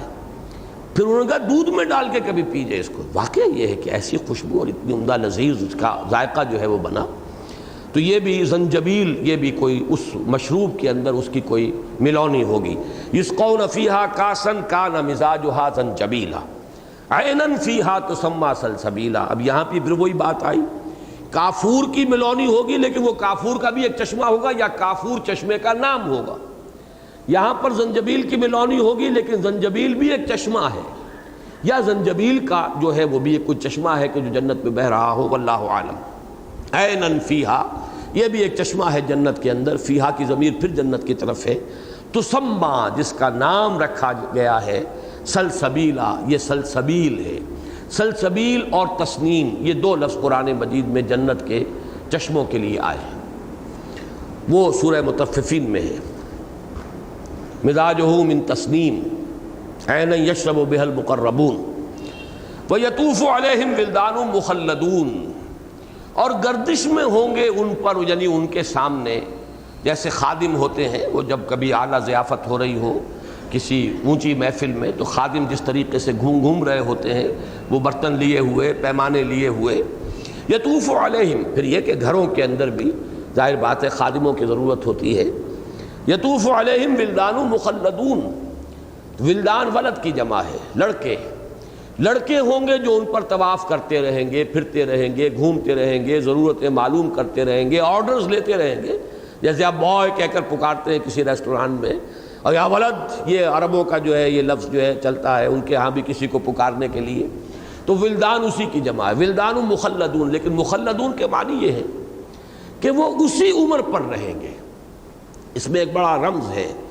اصل میں کوئی شخص آپ کے ہاں ملازم رہا، آپ اس کو لے آئے ایسی عمر میں کہ اب اس کو آپ نے اپنے مزاج سے شناسا کر دیا، وہ جانتا ہے باپ کے مزاج کو کہ کیا آپ کی طبیعت کا تقاضا کیا ہوتا ہے، کس وقت آپ کو کیا شے پسند ہے، کیا چیز ناپسند ہے۔ اب وہ اگر جوان ہو گیا، آپ کو گھر سے نکالنا پڑے گا اسے، اس اعتبار سے اب وہ نیا کوئی آئے گا تو پھر اس کو ٹرین کرنا ہوگا۔ تو مخلدون میں یہ ہے کہ وہ اسی عمر پر رہیں گے، وہ ہمیشہ وہ خادم ہوں گے، اور ان کی عمر جو ہے وہ ایسی نہیں ہوگی کہ پھر وہ آپ کی خدمت کے قابل نہ رہے یا آپ کو انہیں اپنے گھروں سے رخصت کرنا پڑے۔ وَيَطُوفُ عَلَيْهِمْ وِلْدَانٌ مُخَلَّدُونَ إِذَا رَأَيْتَهُمْ حَسِبْتَهُمْ لُؤْلُؤًا مَنْثُورًا، جب تم انہیں دیکھو گے تو ایسے محسوس کرو گے کہ جیسے موتی ہیں بکھرے ہوئے، یعنی نہایت خوبصورت حسین وہ جو بھی خادم ہوں گے۔ غلمان جن کے لیے لفظ آتا ہے، غلام کی جمع غلمان، تو وہ غلمان جو ہوں گے وہ جیسے کہ موتی بکھرے ہوئے ہوں، جب وہ چل پھر رہے ہوں گے تو ایسے موتیوں کی طریقے سے وہ نظر آ رہے ہوں گے۔ لؤلؤا منثورا، نثر کہتے ہیں بکھری ہوئی شے کو، اسی سے اصل میں فرق سمجھ لیجئے، نثر اور نظم میں فرق کیا ہے؟ الفاظ ہی ہیں، اگر وہ بکھرے ہوئے منتشر ہے، کوئی خاص اس کے اندر اوزان نہیں، کوئی قافیہ نہیں، کوئی ردیف نہیں، کوئی بحر نہیں، تو وہ نثر ہے۔ لیکن اگر وہ کسی تنظیم کے اندر آ گئے، نظم میں آ گئے، پابند ہو گئے، اور اس کے اندر اب بحر بھی ہے، قافیہ بھی ہے اور ردیف بھی ہے، اب یہ نظم ہے۔ تو تنظیم در حقیقت ہے کسی شے کے اندر نظم کا پیدا ہو جانا، ڈسپلن کا پیدا ہو جانا، اس کے اندر کوئی ایک ہم آہنگی کا پیدا ہو جانا، اور نثر ہے بکھرے ہوئے ہونا، منتشر ہونا۔ اذا رأیتہم حسبتہم لؤلؤا منثورا، بلکہ مجھے وہ یاد آیا تھا حفیظ کا مصرع، بلکہ شعر ہے کہ آوازیں بھی جو ہیں، آوازیں اگر بے ہنگم آوازیں ہیں تو وہ شور ہے، آپ کی طبیعت کے اوپر گرا گزرے گا، لیکن وہی کسی حساب کتاب میں آ جائے، موسیقی کی ردم اور اس کا اپنی وہ تال سر جو ہے اس میں ہو، اس کی اپنی دوسری کیفیت ہو جائے گی۔ اسی کو حفیظ نے، بڑا پیارا شعر ہے یہ، کیا پابند نئے نالے کو میں نے، یہ طرز خاص ہے ایجاد میری۔ یہ پابندی ہی تو ہے در حقیقت، ایک نظم کی پابندی ہے کہ جس سے وہ نغمہ بن جاتا ہے، اب اس کے اندر جو ہے کیفیت پیدا ہو گئی۔ وہی آواز جو ہے اگر بے ہنگم ہے تو اس کی طبیعت ابا کرتی ہے۔ اذا رأیتہم حسبتہم لؤلؤا منثورا واذا رأیت ثم رأیت نعیما وملکا کبیرا، اور جب تم دیکھو گے، جہاں دیکھو گے وہیں پاؤ گے۔ یہ سما جو ہے، یہ سما نہیں ہے، سما ہے۔ سما جو ہے اس کا مفہوم ہوتا ہے جیسا کہ انگریزی میں آپ کہتے ہیں دیر اینڈ دین، وہیں کا وہیں۔ تو یہ جیسے فوری طور جدھر نگاہ اٹھے گی، جدھر دیکھتا ہوں معلوم ہوگا کہ وہی کیفیات، وہی نعیما و ملکا کبیرا۔ کشمہ دامن دل می کشت کے جانی جاست، ظفرت تاب قدم ہر کو جا کے می نگرم۔ جدھر میں دیکھتا ہوں تو جہاں بھی دیکھو گے انہیں، تمہیں نظر آئے گا وہاں ہر چہار طرف، ہر جگہ پر نعیمن، نعمتیں، فراوانی، لوگوں کی من پسند چیزیں، وَمُلْكًا كَبِيرًا، اور بہت بڑی بادشاہی، بڑی سلطنت۔ اللہ تعالیٰ انہیں بڑا اختیار اور اقتدار عطا فرمائے گا۔ عَالِيَهُمْ ثِيَابُ سُنْدُسٍ خُضْرٌ وَإِسْتَبْرَقٌ، ان کے اوپر ہوں گے۔ اب اس سے ایک مفہوم تو یہ لیا گیا لباس انسان کے اوپر ہوتا ہے، اور ایک یہ کہ لباس میں بھی اصل میں دو قسم کے لباس ہوتے ہیں۔ ایک زیر جامہ ہوتا ہے، اندر کا لباس ہے انسان کا، ایک لباس اوپر کا ہوتا ہے، سارا اہتمام انسان کرتا ہے اوپر کے لباس کے لیے۔ تو ان کے اوپر کا لباس اگر وہ عبا ہے یا چادر ہے، یا اسی طریقے سے کسی شخص نے تہبند باندھا ہوا ہے، جو ان کا لباس تو ازار ہی تھا، یا یہ کہ شلوار پہنی ہوئی ہے، تو یہ ہے کہ جو وہ ظاہر ہونے والا لباس ہے۔ تو عالیہم ثیاب سندس خضر و استبرق، سندس اور استبرق کے لیے یہ عام طور پر مفسرین نے یہ کہا ہے، اور میں نے کوئی اس کی تحقیق نہیں کی، جیسا کہ میں نے عرض کیا، جو انہوں نے کہا ہے وہی میں آپ کو بتا رہا ہوں، کہ سندس کہتے ہیں باریک ریشم کو، اور استبرق کہتے ہیں گاڑھے ریشم کو۔ تو باریک ریشم اور گاڑھا ریشم میری سمجھ میں بات آتی ہے۔ انسان اوپر جو عبا ہوتی ہے یا قبا، اس کو آپ باریک کپڑے کا دیکھیں گے ہمیشہ، وہ زیادہ بھاری کپڑے کا نہیں ہوتا، لیکن ظاہر بات ہے شلوار ہوگی تو وہ تو وہ باریک ریشم کی تو نہیں ہوگی، وہ ہوگی گاڑھے یعنی ریشم کی۔ تو یہ قرآن مجید میں کئی دفعہ یہ الفاظ آئے ہیں، اور میں سمجھتا ہوں کہ یہ گاڑھے اور باریک ریشم کی تعبیر جو ہے وہ معقول ہے اور سمجھ میں آتی ہے۔ عالیہم ثیاب سندس خضر، سبز رنگ کا ریشم وہ ان کا اوپر کا لباس ہوگا۔ واستبرق، یہ نیچے والے کے لیے خضر کا لفظ نہیں لائے ہیں، عالیہم ثیاب سندس خضر واستبرق۔ اب یہاں پر جو ہے یہ استبرق کو علیحدہ لائے ہیں بالکل، یہ جو استبرق ہے یہ حالت رفع میں ہے۔ وَحُلُّوا أَسَاوِرَ مِن فِضَّةٍ، اور انہیں پہلائے جائیں گے کنگن چاندی کے۔ یہ کنگن بھی پرانے زمانے میں بادشاہوں کے رواج تھے، کنگن پہنا کرتے تھے۔ اور مجھے یہ واقعہ یاد آ گیا ہے کہ حضور نے وہ جن صاحب نے بعد میں ایمان لے آئے، صحابی ہیں لیکن تعاقب کیا تھا، سراقہ، حضور صلی اللہ علیہ وسلم جب ہجرت کے سفر پر جا رہے تھے تو سراقہ نے تعاقب کیا تھا، اور 3 دفعہ اس کے گھوڑے کے جو ہے اگلے دونوں پاؤں زمین میں دھسے ہیں۔ بہرحال اس کے بعد جو وہ حاضر ہوا ہے اور توبہ کرتے ہوئے معافی مانگتے ہوئے، اس وقت تو ایمان نہیں لائے وہ، لیکن یہ کہ حضور نے اس وقت اسے ایک خوشخبری دی تھی، اے سراقہ اس دن کیا کیفیت ہوگی جب تمہیں کسریٰ کے کنگن پہنائے جائیں گے۔ یہ اب وہ حیران، یہ کیا بات کہی ہے، لیکن یہ کہ بعد میں وہ ایمان لائے۔ پھر حضرت عمر رضی اللہ تعالیٰ عنہ کے عہد خلافت میں جب جنگ ہو رہی تھی ایران کے ساتھ، تو پھر وہ قادسیہ کی فتح کے بعد وہ محل کے اندر جب گئے ہیں اور پھر وہ سارے خزانے جو ہیں تو وہ سراقہ کو پہنائے گئے، پھر وہ کنگن جو ہے کسریٰ کے۔ وَحُلُّوا أَسَاوِرَ مِن فِضَّةٍ وَسَقَاهُمْ رَبُّهُمْ شَرَابًا طَهُورًا، اور پلائے گا انہیں ان کا رب بڑی پاکیزہ شراب۔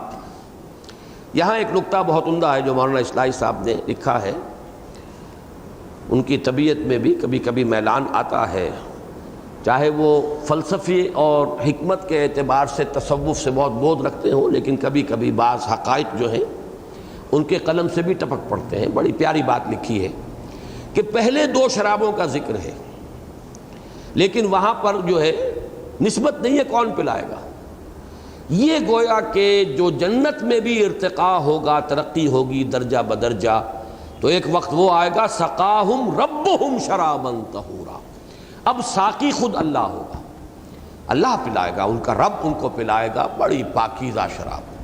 تو یہ ترقی ہے، یہ درجے ہیں، یہ مقربین کا ایک مقام ہے، یہ اعلیٰ درجے ہیں۔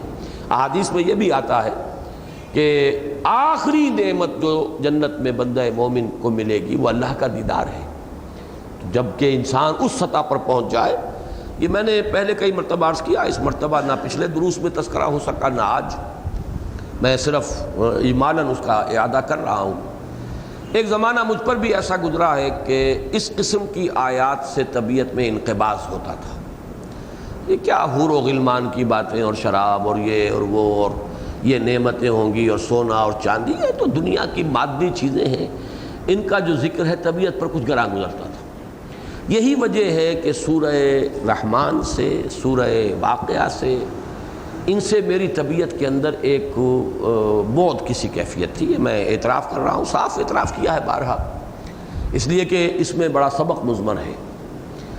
سب سے پہلی بات تو یہ کہ جو حسن قرات ہے، میں نے جب پہلی مرتبہ سورہ رحمان کا ریکارڈ سنا ہے شیخ خلیل حسنی رحمہ اللہ کا پڑھا ہوا، یہ جب سن 59 میں صدر ناصر صاحب آئے تھے پہلی مرتبہ، اور پہلے کہ آخری مرتبہ دورے پر آئے تھے پاکستان کے، تو ان کے ساتھ پہلی مرتبہ یہ قراء بھی آئے تھے، شیخ محمود خلیل حسنی۔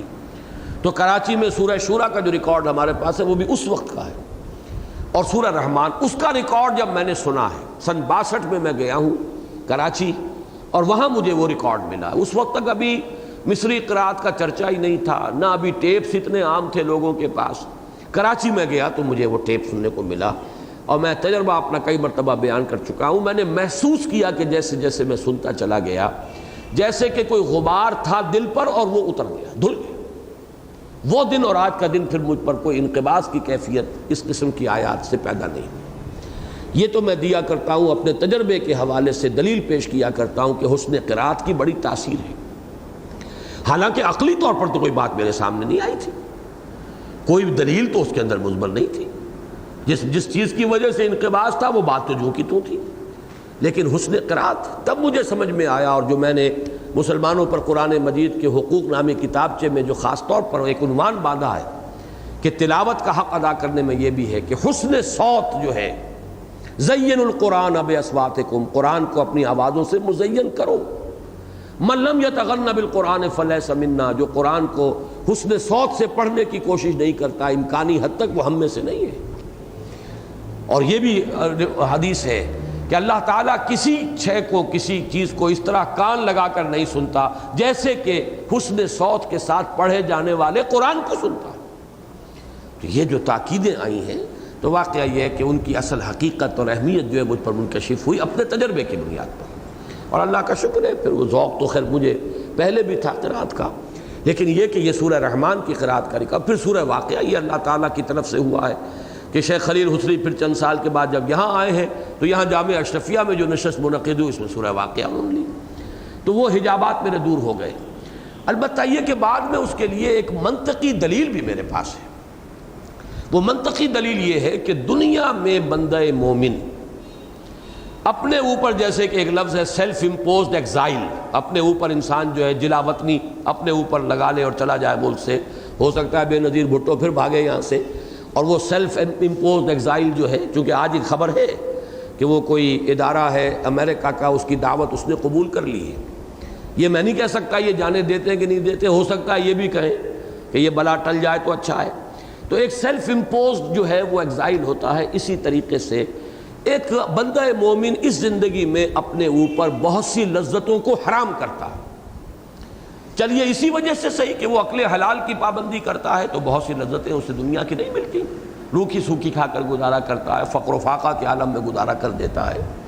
تو اب جتنی بھی انسان کی جبلی خواہشات ہیں، اب یہاں پہ میں لفظ جبلت استعمال کر رہا ہوں، یہ جبلی خواہشات کے جو یہاں پر اس لیے پوری نہیں ہو سکی کہ اس نے حرام کا رخ نہیں کیا، برے راستے کی طرف جو ہے اس نے رجوع نہیں کیا، تو اب واقعتاً منطقی طور پر ثابت ہوتا ہے کہ جنت میں سب سے پہلے تو انہیں وہی جو ان کی جو جبلی خواہشات تھیں بھرپور تسکین کا سامان فراہم کیا جانا چاہیے، کہ جو دنیا کے اندر تم نے ہمارے احکام کی وجہ سے ہمارے دین کے لیے اپنی جد و جہد، اپنی صلاحیتیں اور توانائیاں لگا کر جس طرح تم نے اپنے آپ کو محروم کیا نعمتوں سے، آسائشوں سے، تو اب یہ ہے کہ اس کا بھرپور صلہ تو تمہیں مل جائے گا۔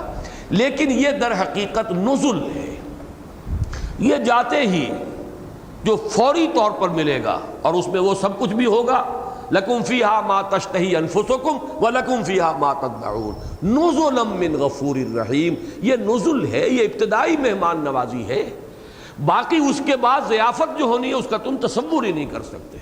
ما لا عین رات ولا اذن سمعت وما خطر علی قلب بشر، جو اصل نعمتیں ہیں وہ تو پھر وہ ہوں گی جن کا تمہیں کوئی تصور ہی نہیں۔ بہرحال یہ چیزیں جو ہے مجھے خوشی ہوئی جب میں نے دیکھا کہ یہاں مولانا اصلاحی صاحب کے قلم سے بھی کچھ چیزیں ٹپکی ہیں۔ وَسَقَاهُمْ رَبُّهُمْ شَرَابًا طَهُورًا، وہ پاکیزہ شراب ان کا رب انہیں پلائے گا۔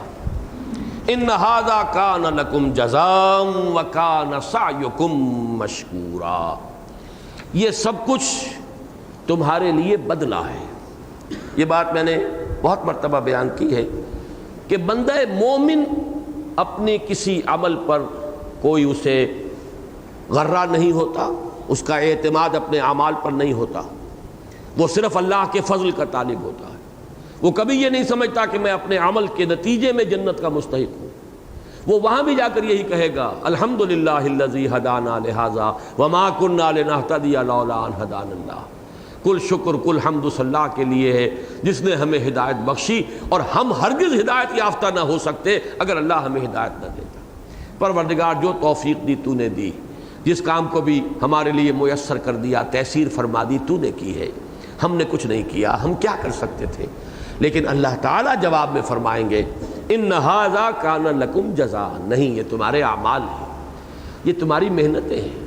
ان ھذا کان لکم جزاء، فضل بھی ہوگا، لدینا مزید، ہمارے پاس اور بہت کچھ ہے، لیکن یہ کہ بنیادی بات جو ہے وہ جزا کی ہے، اس لیے کہ جب فلسفہ آ چکا تھا نبتلی ہے، امتحان میں ہم نے تمہیں ڈالا، اس امتحان میں تم کامیاب ہوئے، تمہارا اپنا چوائس تھا، تم نے اس ہدایت فطری کو تم نے اس پر لبیک کہا، اسی کی پیروی کی، اسی راستے پر چلے، خیر کی طرف بڑھے، شر سے اپنے آپ کو بچایا، حرام سے روکا اپنے آپ کو، اب یہ تمہارے لیے بدلہ ہے۔ ان ھذا کان لکم جزاء۔ اچھا یہاں اس وقت میرا ذہن منتقل ہوا ہے کہ یہ نزل کے لیے یہ لفظ جو ہے 100% صحیح ہے۔ واقعتاً جیسا کہ میں نے ابھی آپ کے سامنے جو منطقی دلیل ہے پیش کی ہے کہ جو بھی دنیا میں اپنے انسٹنکٹس ان کو دبا کر رکھا ہے اللہ تعالیٰ کی خوشنودی کے لیے، اللہ کے احکام کی بنیاد پر، یا اللہ کے دین کے لیے اپنے آپ کو وقف کر کے، اس کا جزا یہی بنتی ہے کہ وہ تمام چیزیں بھرپور تسکین جو ہے ان کی انسان کو فراہم کر دی جائے۔ لہذا یہ تمام نعمتیں جن کا تذکرہ ہو رہا ہے، جو واقعتاً انسان کے لیے جبلی طور پر جو اس کے اندر اس کا جو بھی مادی اس دنیا کے اندر جو اس کی خواہشات تھیں یا جس قسم کی چیزیں اسے مرغوب تھیں، طبعی اعتبار سے، جبلی اعتبار سے یہ ان کی بھرپور تسکین ہے۔ ان ھذا کان لکم جزاء، یہ تمہارا بدلہ ہے، تمہارے اس ریسٹرینٹ کا، تمہارے اس صبر کا، تم نے جو اپنے آپ کو تھامے رکھا، روکے رکھا، تم ان چیزوں کی تلاش میں غلط راستوں پر نہیں بڑھ گئے، تم ان چیزوں کے حصول کے لیے حرام کا راستہ تم نے اختیار نہیں کیا، تو بما صبروا جزاہم بما صبروا جنتا وحریرا، وہی فرمایا ان ھذا کان لکم جزاء وکان سعیکم مشکورا، اور تمہاری سعی، تمہاری محنت، تمہاری بھاگ دوڑ، تمہاری جد و جہد یہ مقبول ہو گئی۔ مشکور کے معنی جب یہ لفظ آتا ہے بندے کے لیے شکر تو احسان مندی، اللہ کے لیے جب آئے گا تو اللہ جب قدر فرماتا ہے، اللہ نے تمہاری قدر کی ہے، تمہاری ان کوششوں کی، مساعی کی، تمہارے صبر کی، تمہاری یہ سعی مشکور ہوئی، یعنی اللہ کے ہاں مقبول ہے۔ اللہم ربنا اجعلنا منہم، اللہم ربنا اجعلنا منہم، آمین یا رب العالمین۔